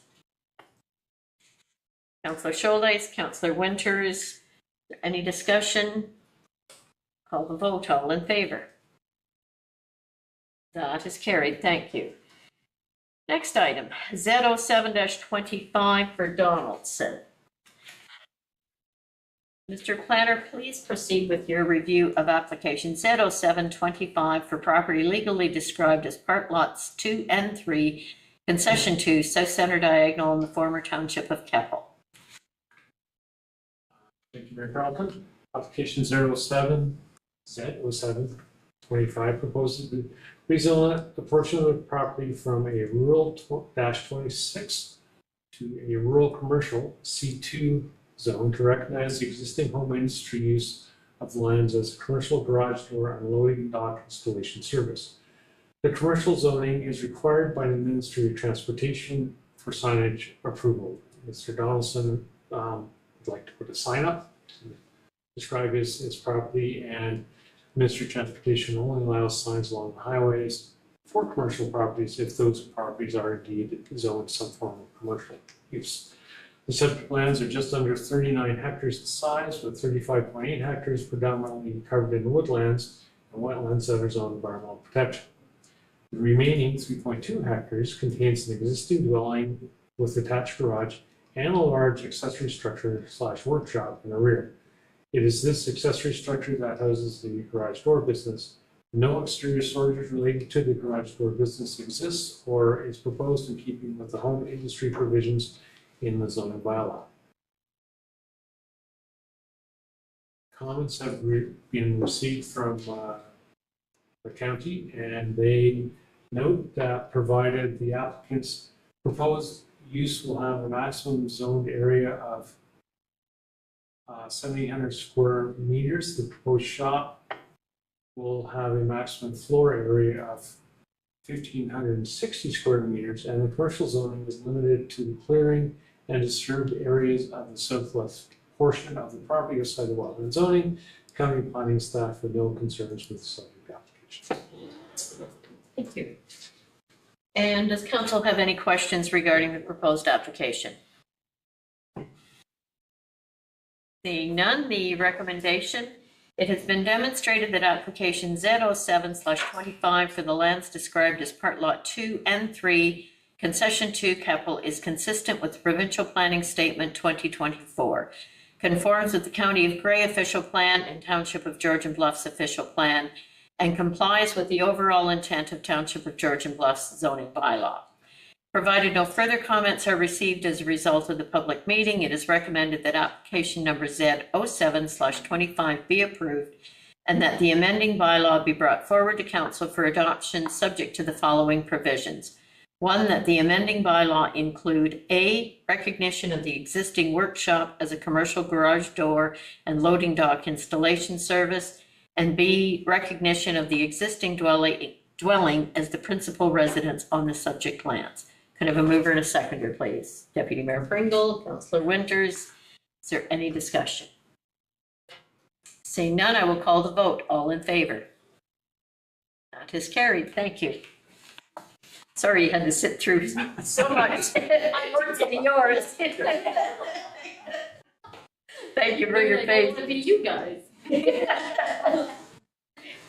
Okay, as the hearing of all applications is concluded, I now call for an adjournment of this public hearing. Could I have a mover and a seconder, please? Deputy Mayor Pringle, Councillor Choldes, all in favor. This hearing is now adjourned. Bye. Oh, we have no public participation. Consent agenda. Yes. Good day, break. Yes, we can take a break. Yep. How long a break do you want? 5 minutes, good lots.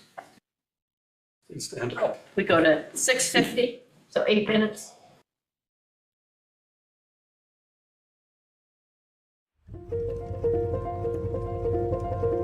Georgian Bluff has a lot of activities to do. It's really nature driven, and it's like the community is very nice, very friendly.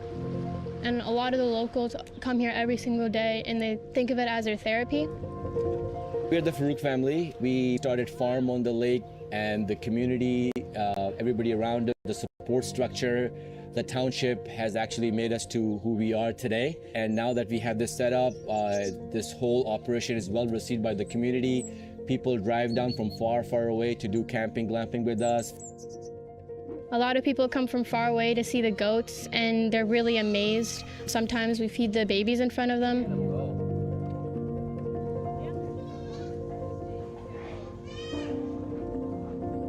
When we think about Georgian Bluffs, it's really the Reiki forest bathing that comes to my mind. I'm a Reiki master teacher, and we were looking to bring our people for a retreat, and this property just popped up, and we realized that behind it's a beautiful forest. Every time we are driving up, I feel so relaxed. The air is amazing. If you're an outdoor enthusiast, there's never-ending things to do. There's the hiking all over through the escarpment. There's the bay, the water, if you're into water sports or sailing. And of course, pickleball is growing fast, and it's all over the place right now. So there's lots to do.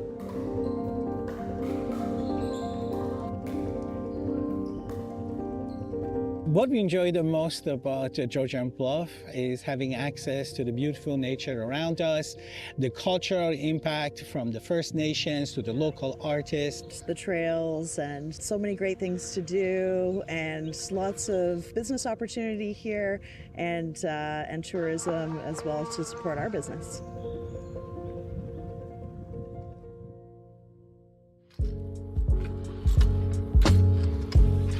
First off, what I love about the area is the scenery. It's absolutely beautiful. Like, it's right in the name of the municipality, the Bluffs. Another thing too that I noticed from living through here is all the small communities throughout Georgian Bluffs. They're very unique, and they might be very small, but we're very big with heart.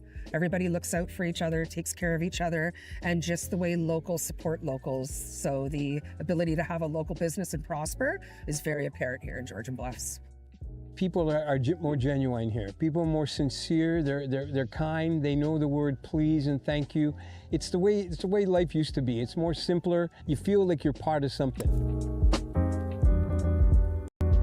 The Township of Georgian Bluffs as a municipality is proud to serve its residents, whether it be looking after infrastructure, looking after our roads, grading our gravel roads, looking after our parks, our trails, our community centres, our ice arena, or providing the services that residents rely on every single day when they come to our township offices. I'm proud to lead a team which is here serving the residents of Georgian Bluffs every single day.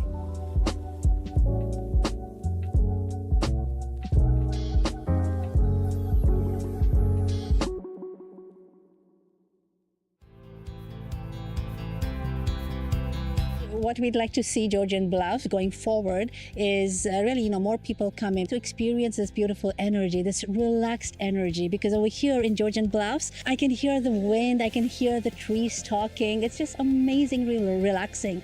Welcoming more people, yet with the same foundation and principles of community, of respect, and of morals.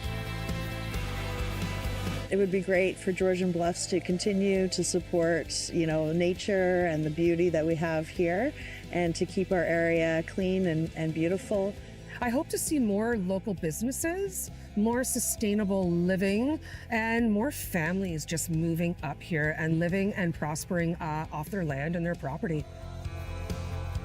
For me and my family, Georgian Bluffs means being close to nature, having the escarpment to hike and the water of Georgian Bay at our doorstep is something that draws us to being part of this community. The family-friendly neighbourhoods, the fact I can connect with my neighbours and see them on the street and say hello, and I know the people I'm seeing each day, is something which for me is something I treasure and my family treasures about being in Georgian Bluffs.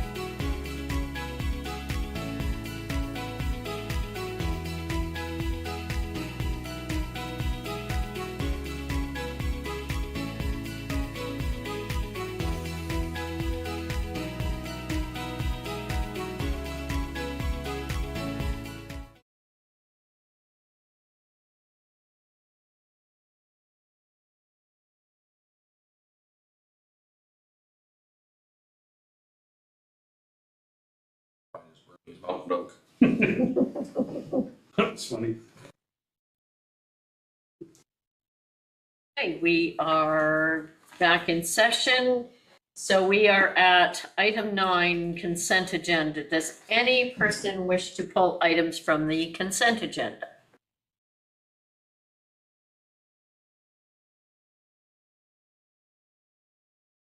Seeing none, sorry, I'm trying to do two things here.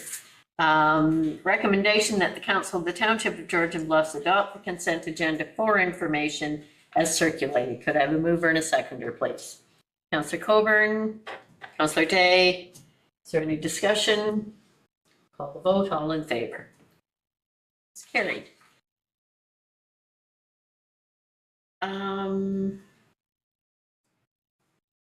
Reports, committee reports. The recommendation is that minutes of the Committee of the Whole meeting held on June 4th, 2025 be adopted, including recommendations COW 2025-027 to COW 2025-029, and that all actions contained therein be approved. Could I have a mover and a seconder, please? Deputy Mayor Pringle, Councillor Winters, is there any discussion? Seeing none, I will call the vote. All in favor? That is carried.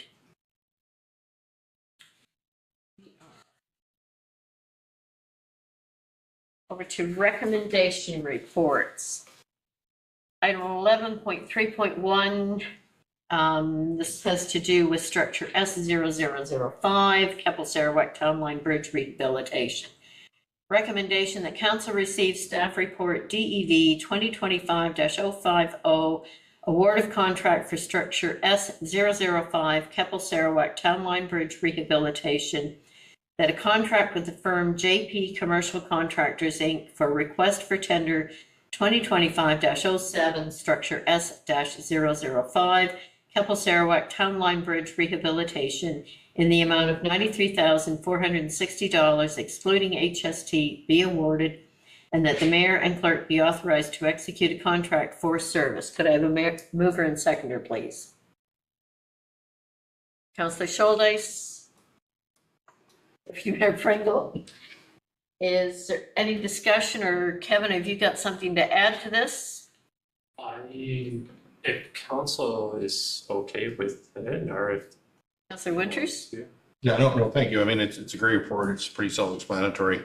The one question I have though, Kevin, is when this is said and done, this is a multi-use, low-impact bridge for ATV, horses, and pedestrians, correct? There will be proper barricades put up to not allow.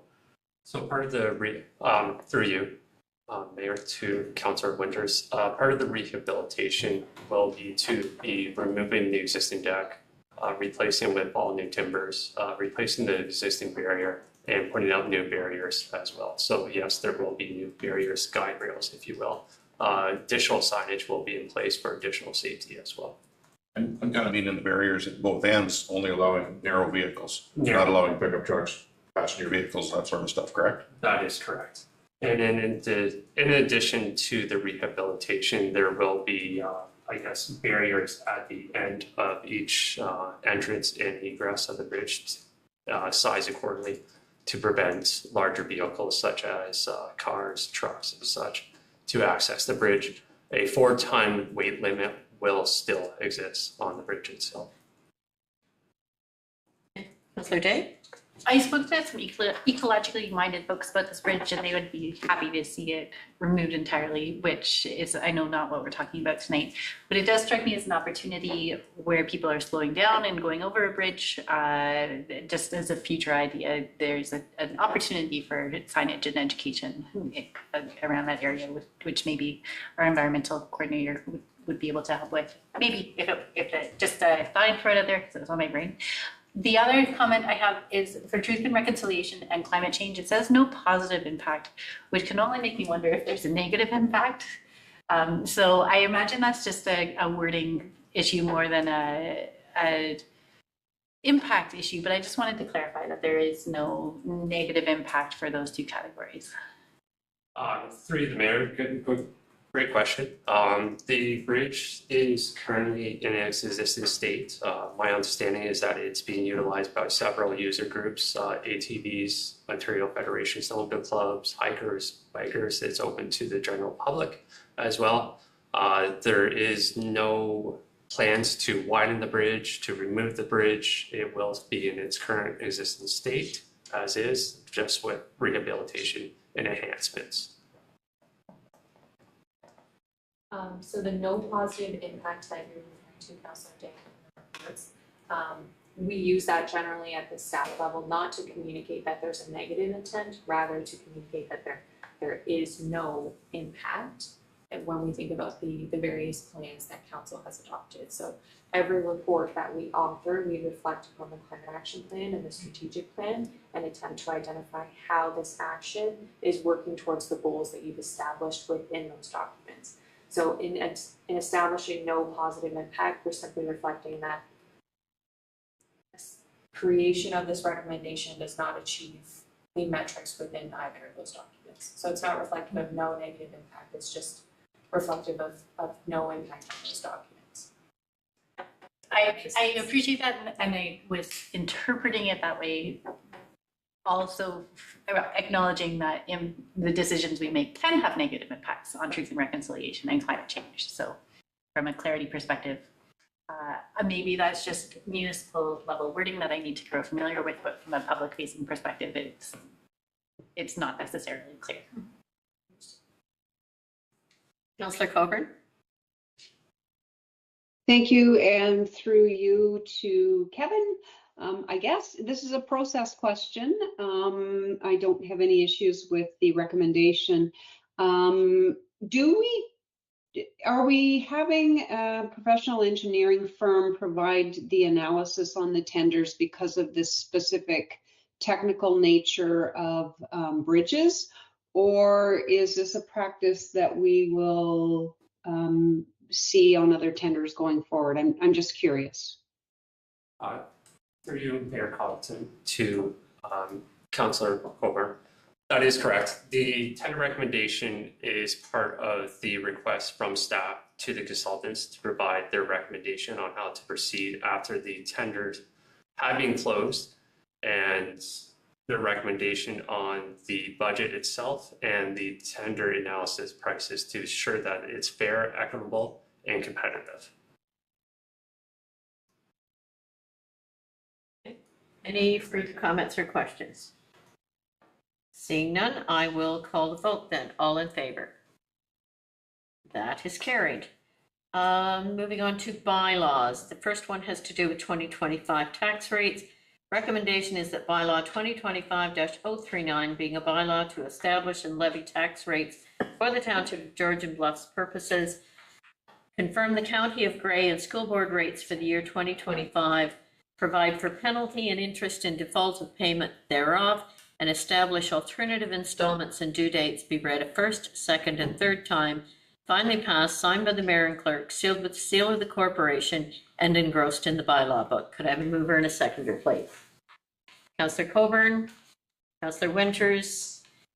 Sam, do you have any comments to make on this, or this is just a standard? For you, I had no further comments. Any questions from anyone in council? I will call the vote. All in favor? That is carried. Next one is to establish the 2026 to 2030 Council Remuneration Committee.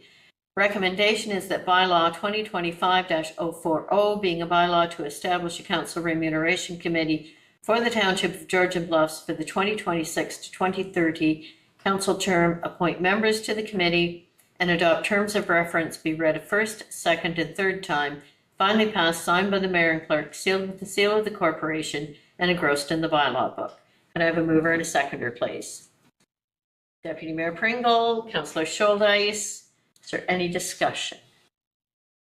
Seeing none, I will call the vote. All in favor?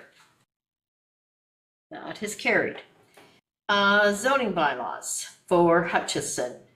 The recommendation is whereas council has given consideration to the written comments submitted by the agencies in the decision on proposed zoning bylaw amendment application Z06 2022/24 for Angel Red Inc., Carolary Hutchison, for lands legally described as Plan 857, Part Lot 31, Registered Plan 16R 3098, Part 6 in the former township of Keppel. And whereas council has considered oral submissions made at the public meeting, therefore be it resolved that council of the township of Georgian Bluffs is satisfied that the proposed amendment is consistent with the provincial policy statement 2020 and other governing regulations, and that bylaw 2025-041 be read a first, second, and third time, finally passed, signed by the mayor and clerk, sealed with the seal of the corporation, and engrossed in the bylaw book. Could I have a mover and a seconder, please? Councillor Winters, Deputy Mayor Pringle. Is there any discussion on this one? And I think this is one I do have a question on. And it has to do with the map that I think is shown in there that would have Joint Street going straight down over the hill and not turning and heading out to the highway. That's an unopened road allowance. That would be quite a trip down. I just wonder if we should get that map fixed. Yes, thank you for pointing that out, Mark. And you're right, it does curve up and straighten it out inadvertently. So Joint Street actually was supposed to go down there, but it's a bit of a drop when you hit that, the top. So we'll have that corrected before the bylaw is signed. Before we go ahead? Okay, thank you. Sorry, I have a mover and a seconder. Any other discussion or questions? Seeing none, I will call the vote. All in favor? That is carried. Thank you. We have no unfinished business, no new business. Does any member wish to provide a notice of motion or a notice of discussion? Seeing none, we are now ready to go into closed session. So the recommendation is that the Council of the Township of Georgian Bluffs move into closed session at 7:03 p.m. in the council chambers with the Manager of Human Resources and Manager of Legislative Services / clerk remaining in the room to discuss 16.1 minutes of previous meetings, April and May closed session meetings, 16.2 labor relations or employee negotiations, open meeting exemption D of section 239(2) of the Municipal Act 2001 CAO recruitment. Could I have a mover and a seconder, please? Councillor Day, Deputy Mayor Pringle, all in favor? That is carried. We are now in closed session.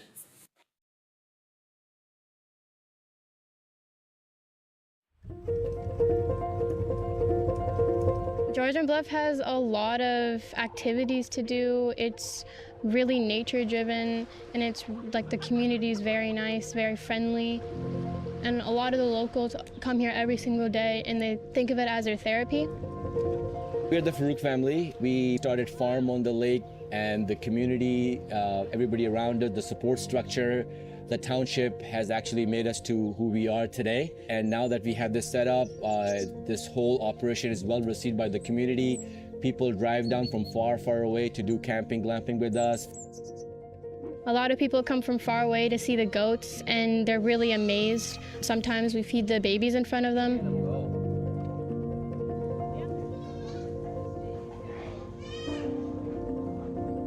When we think about Georgian Bluffs, it's really the Reiki forest bathing that comes to my mind. I'm a Reiki master teacher, and we were looking to bring our people for a retreat, and this property just popped up, and we realized that behind it's a beautiful forest. Every time we are driving up, I feel so relaxed. The air is amazing.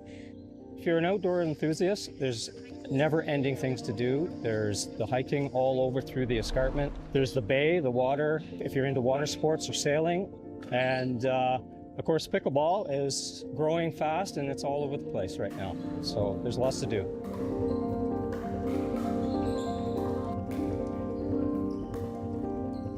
What we enjoy the most about Georgian Bluff is having access to the beautiful nature around us, the cultural impact from the First Nations to the local artists. The trails and so many great things to do, and lots of business opportunity here, and tourism as well to support our business.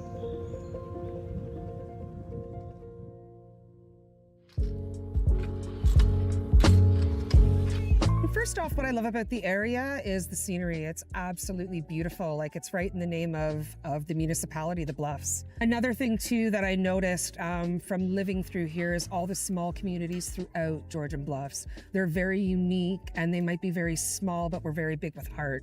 Everybody looks out for each other, takes care of each other, and just the way locals support locals. So the ability to have a local business and prosper is very apparent here in Georgian Bluffs. People are more genuine here. People are more sincere. They're kind. They know the word please and thank you. It's the way life used to be. It's more simpler. You feel like you're part of something. The township of Georgian Bluffs as a municipality is proud to serve its residents, whether it be looking after infrastructure, looking after our roads, grading our gravel roads, looking after our parks, our trails, our community centres, our ice arena, or providing the services that residents rely on every single day when they come to our township offices. I'm proud to lead a team which is here serving the residents of Georgian Bluffs every single day.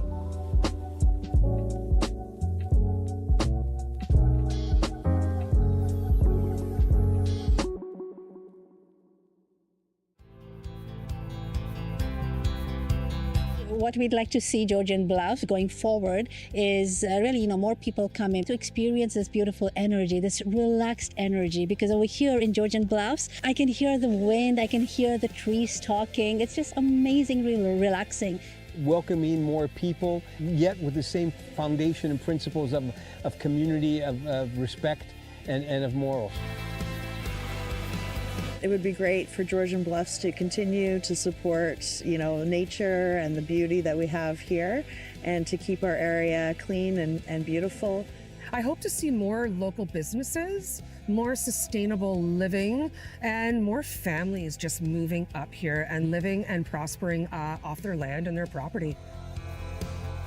For me and my family, Georgian Bluffs means being close to nature. Having the escarpment to hike and the water of Georgian Bay at our doorstep is something that draws us to being part of this community. The family-friendly neighbourhoods, the fact I can connect with my neighbours and see them on the street and say hello, and I know the people I'm seeing each day, is something which for me is something I treasure and my family treasures about being in Georgian Bluffs.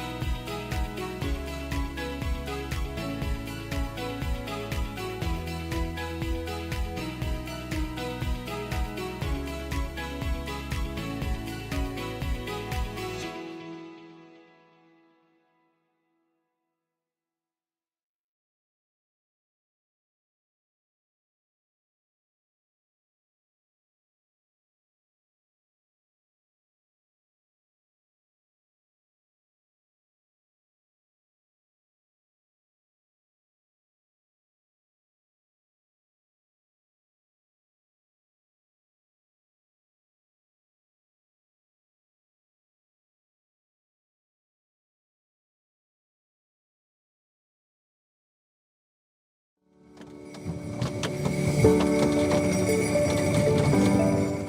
are Dirk and Alma DeVries, and we are coming to you from Dual Acres. This is a beautiful property in Georgian Bluffs that we own, and we run horse-drawn sleigh and carriage rides from. So today we're going to have Dan and Juliet. Dan's a 12-year-old gelding, and Juliet's a 12-year-old mare. Come on, Dan. When people come here, we invite them to come back to our shack, and they will go in there and they can get ready to go, get dressed, whatever they need to do, and stay warm till the ride event starts. And then we bring the horses out of this sleigh shed here, and they get on, and we take them roughly for a 40-minute ride, all through hardwood and softwood bush, so the whole experience is in woods. We return here, we drop them off here. They can go in, and there's a big wood stove in there. They warm up, and if they so desire, they can also enjoy a cup of hot chocolate. We build all our own sleighs, and there's a reason for that. Is sleighs in Ontario came with a width of stance, with a runner width of 3 feet, and that was designed to work in the bush and whatnot. But a 3-foot stance is very tippy when you get people. People are like hauling water. There's always a second motion. And that second motion is the motion that'll tip the sleighs. So I rebuild all the sleighs to a 4-foot wide stance. And that's very stable. You cannot tip them. Our sleighs are also adaptable to handle wheelchairs, which we discovered early this. There was that need there that people with disabilities need, that we needed to provide. We've done lots of charity work. We did Santa sleigh ride here on the farm. That actually helped really for people to be aware that we were here. But we always have a passion, especially for children with special needs. That was one way that we were able to give back to the community. Every year we host a ride here for the GRACE program, which is the Georgian Riding Association for Challenged Equestrians. Horses and dog sleds are exactly the same. If you want the horse or the dogs to go right, you say gee. If you want them to go left, you say ha. I've done thousands of rides, and I never get tired of it because it's the horses that are the enjoyment. And the people are, we have people from all over, and there's so many different stories and so many good people out there that you meet. I hope that when people come to our farm here and enjoy a sleigh or wagon ride through the bush, that they enjoy the bush, the beauty of nature here, and just go away feeling relaxed and rejuvenated.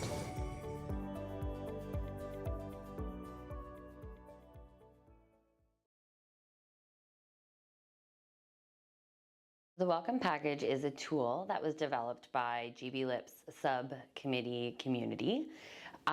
It was a tool that was supposed to be used for municipalities to share information with new residents, specifically immigrants coming to their communities, in a consistent way across Grey and Bruce counties. And what's great about it is the package was actually translated into multiple different languages. As my own personal lived experience as an immigrant, not everything was accessible to me with the click of my hand. But the Welcome Package, if you look up the municipality website, all the information that you need about the schools, about the local hospitals, about the local grocery stores, about the settlement service provider in your area. So I think it is a one-stop shop for all your settlement needs.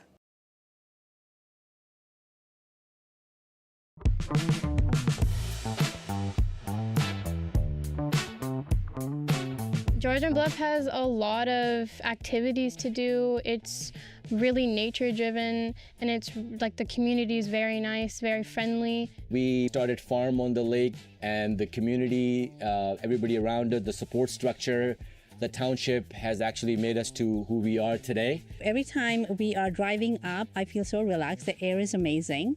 I can hear the wind, I can hear the trees talking. It's just amazing, really relaxing. If you're an outdoor enthusiast, there's never-ending things to do. There's the hiking all over through the escarpment. There's the bay, the water. If you're into water sports or sailing, of course, pickleball is growing fast and it's all over the place right now. So there's lots to do. What we enjoy the most about Georgian Bluff is having access to the beautiful nature around us, the cultural impact from the First Nations to the local artists. First off, what I love about the area is the scenery. It's absolutely beautiful. Like, it's right in the name of the municipality, the Bluffs. Everybody looks out for each other, takes care of each other, and just the way locals support locals. So the ability to have a local business and prosper is very apparent here in Georgian Bluffs. People are more genuine here. People are more sincere. They're kind. They know the word please and thank you.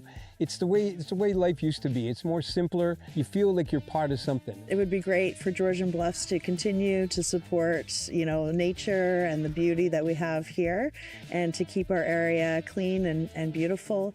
For me and my family, Georgian Bluffs means being close to nature. Having the escarpment to hike and the water of Georgian Bay at our doorstep is something that draws us to being part of this community. The family-friendly neighbourhoods, the fact I can connect with my neighbours and see them on the street, say hello, and I know the people I'm seeing each day, is something which for me is something I treasure and my family treasures about being in Georgian Bluffs.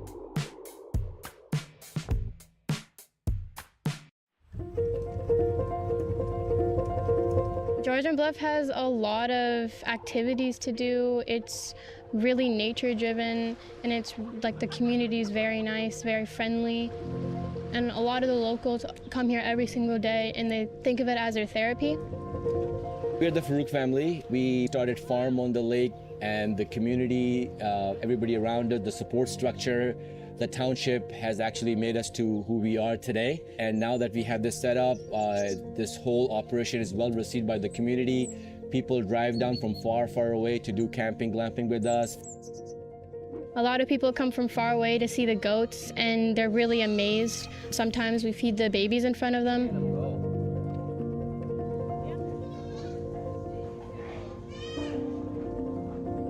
When we think about Georgian Bluffs, it's really the Reiki forest bathing that comes to my mind. I'm a Reiki master teacher, and we were looking to bring our people for a retreat, and this property just popped up, and we realized that behind it's a beautiful forest. Every time we are driving up, I feel so relaxed. The air is amazing. If you're an outdoor enthusiast, there's never-ending things to do. There's the hiking all over through the escarpment. There's the bay, the water, if you're into water sports or sailing. And of course, pickleball is growing fast, and it's all over the place right now. So there's lots to do.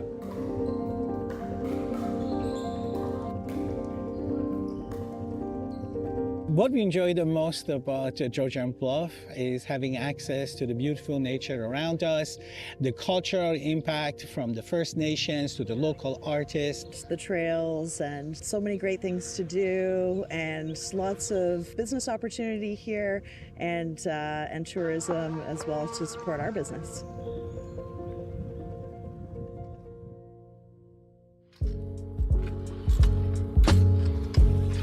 First off, what I love about the area is the scenery. It's absolutely beautiful. Like, it's right in the name of the municipality, the Bluffs. Another thing too that I noticed from living through here is all the small communities throughout Georgian Bluffs. They're very unique, and they might be very small, but we're very big with heart.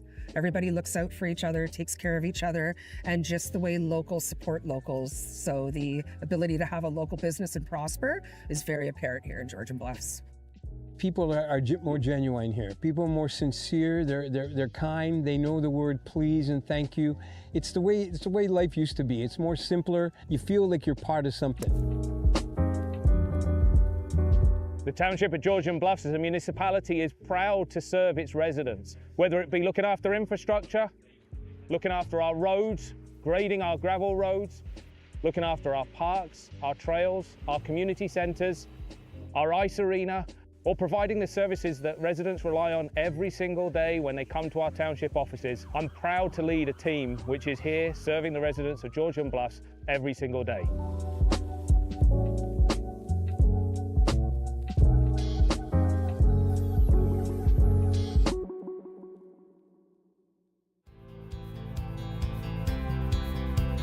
What we'd like to see Georgian Bluffs going forward is really, more people coming to experience this beautiful energy, this relaxed energy. Because over here in Georgian Bluffs, I can hear the wind, I can hear the trees talking. It's just amazing, really relaxing. Welcoming more people, yet with the same foundation and principles of community, of respect, and of morals. It would be great for Georgian Bluffs to continue to support, nature and the beauty that we have here, and to keep our area clean and beautiful. I hope to see more local businesses, more sustainable living, and more families just moving up here and living and prospering off their land and their property. For me and my family, Georgian Bluffs means being close to nature. Having the escarpment to hike and the water of Georgian Bay at our doorstep is something that draws us to being part of this community. The family-friendly neighborhoods, the fact I can connect with my neighbors and see them on the street and say hello, and I know the people I'm seeing each day, is something which for me is something I treasure and my family treasures about being in Georgian Bluffs.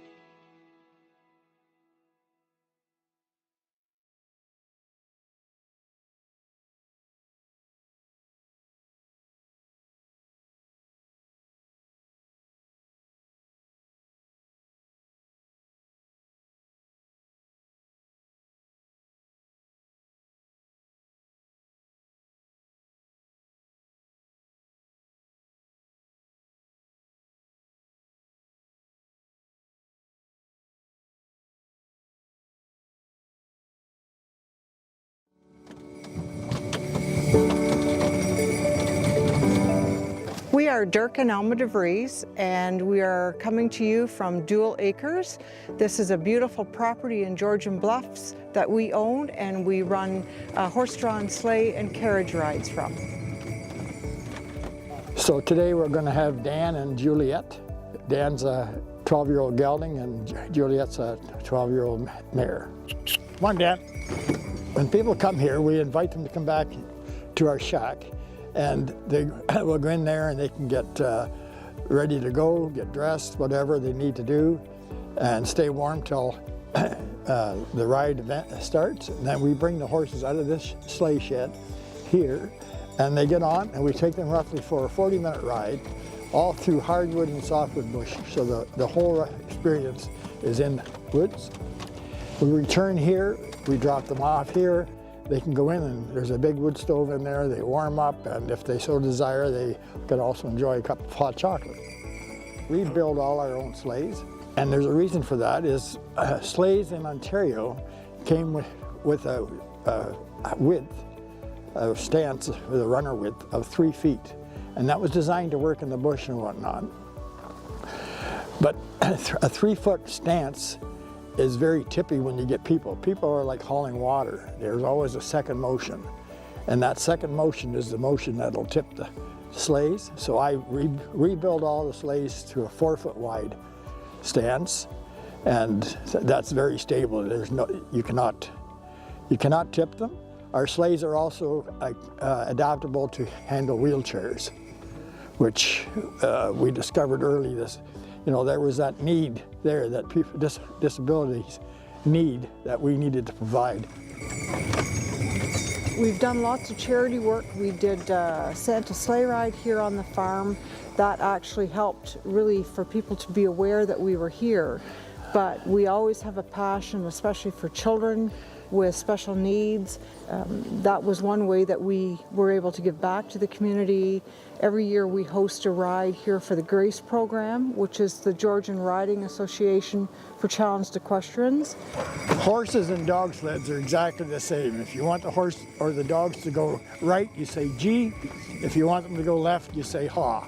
I've done thousands of rides and I never get tired of it, because it's the horses that are the enjoyment. And the people are, we have people from all over, and there's so many different stories and so many good people out there that you meet.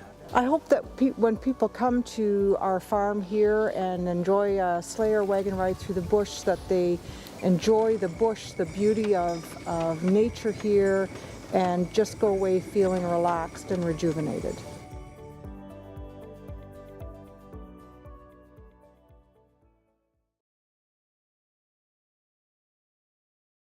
The Welcome Package is a tool that was developed by GB Lips subcommittee community.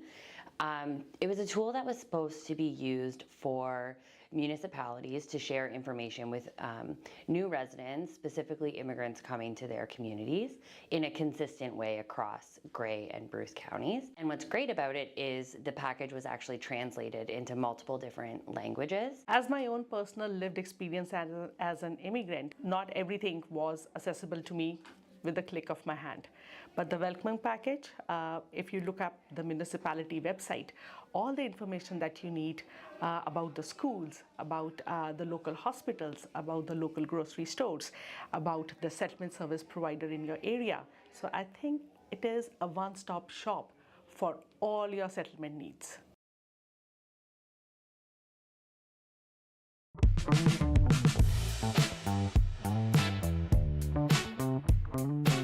Georgian Bluff has a lot of activities to do. It's really nature driven, and it's like the community is very nice, very friendly. We started Farm on the Lake, and the community, everybody around it, the support structure, the township has actually made us to who we are today. Every time we are driving up, I feel so relaxed. The air is amazing.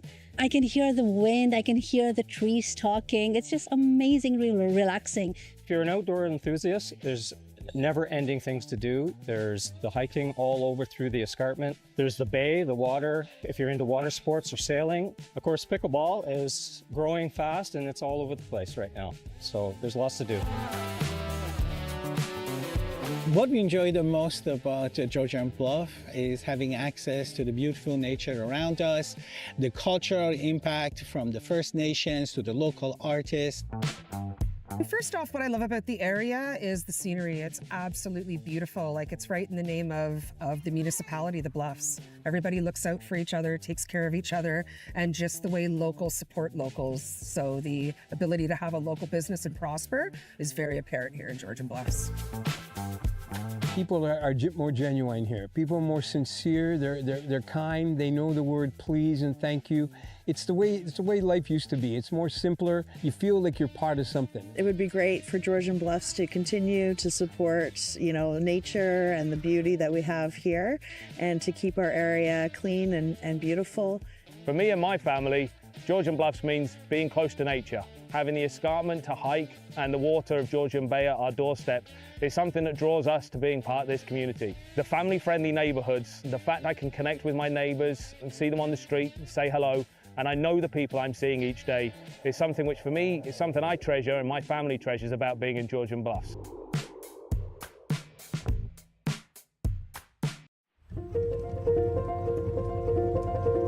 Georgian Bluff has a lot of activities to do. It's really nature driven, and it's like the community is very nice, very friendly. And a lot of the locals come here every single day and they think of it as their therapy. We're the Farouk family. We started Farm on the Lake, and the community, everybody around it, the support structure, the township has actually made us to who we are today. And now that we have this set up, this whole operation is well received by the community. People drive down from far, far away to do camping, glamping with us. A lot of people come from far away to see the goats, and they're really amazed. Sometimes we feed the babies in front of them.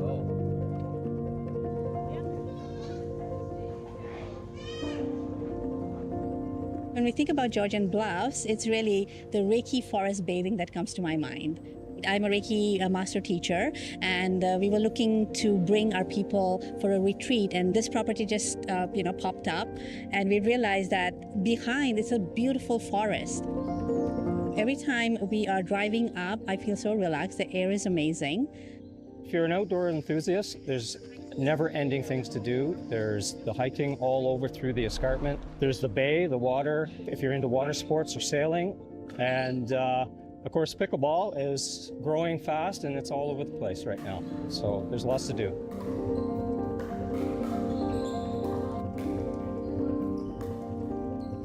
What we enjoy the most about Georgian Bluff is having access to the beautiful nature around us, the cultural impact from the First Nations to the local artists. The trails and so many great things to do, and lots of business opportunity here, and tourism as well to support our business.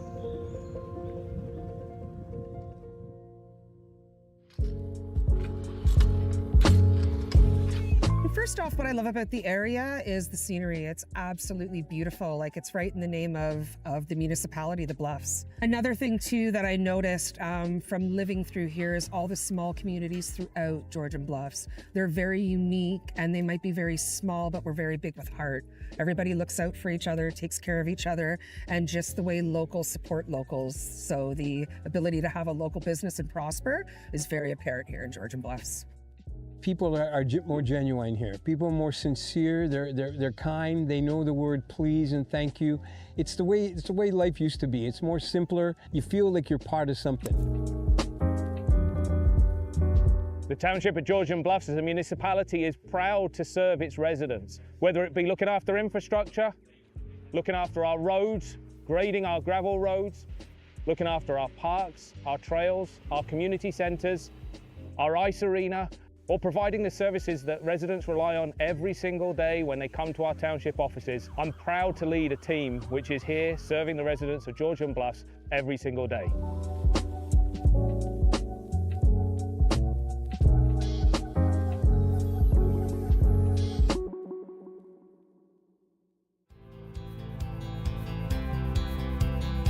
What we'd like to see Georgian Bluffs going forward is really, more people coming to experience this beautiful energy, this relaxed energy. Because over here in Georgian Bluffs, I can hear the wind, I can hear the trees talking. It's just amazingly relaxing.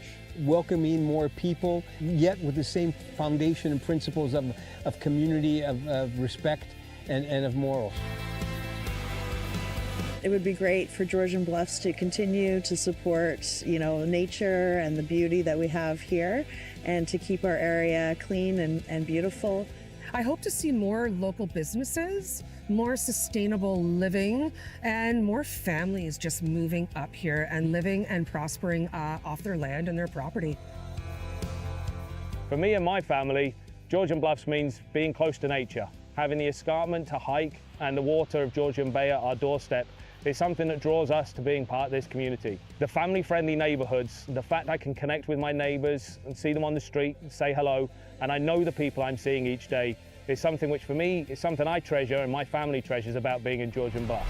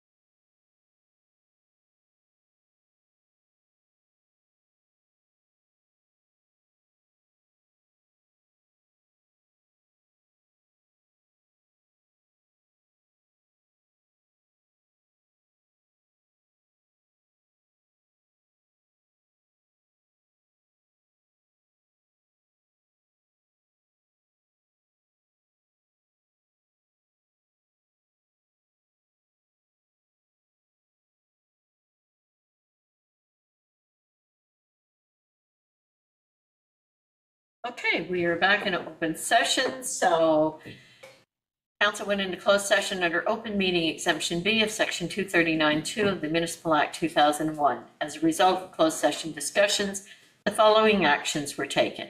16.1, minutes of the closed session meetings held on April 23rd, May 7th, May 1st, and May 16th, 2025 were approved in accordance with the closed session policy. 16.2, direction was provided to staff concerning next steps in the CAO recruitment process. The confirming bylaw, the recommendation is that bylaw number 2025-042, being a bylaw to confirm the proceedings of council on June 11th, 2025, be read a first, second, and third time, finally passed, signed by the mayor and clerk, sealed with the seal of the corporation, and engrossed in the bylaw book. Could I have a mover and a seconder, please? Deputy Mayor Pringle, Councillor Day, all in favor. That is carried. Adjournment, the date of the next regular meeting, Committee of the Whole will meet next Wednesday, June 18th at 5 p.m. and council will meet as regularly scheduled on Wednesday, July 2nd, 2025 at 5 p.m. Recommendation that the meeting be adjourned at 8:01 p.m. Could I have a mover and a seconder? Councillor Winters, Councillor Coburn, all in favor. That is carried. Good night, everyone, and thank you.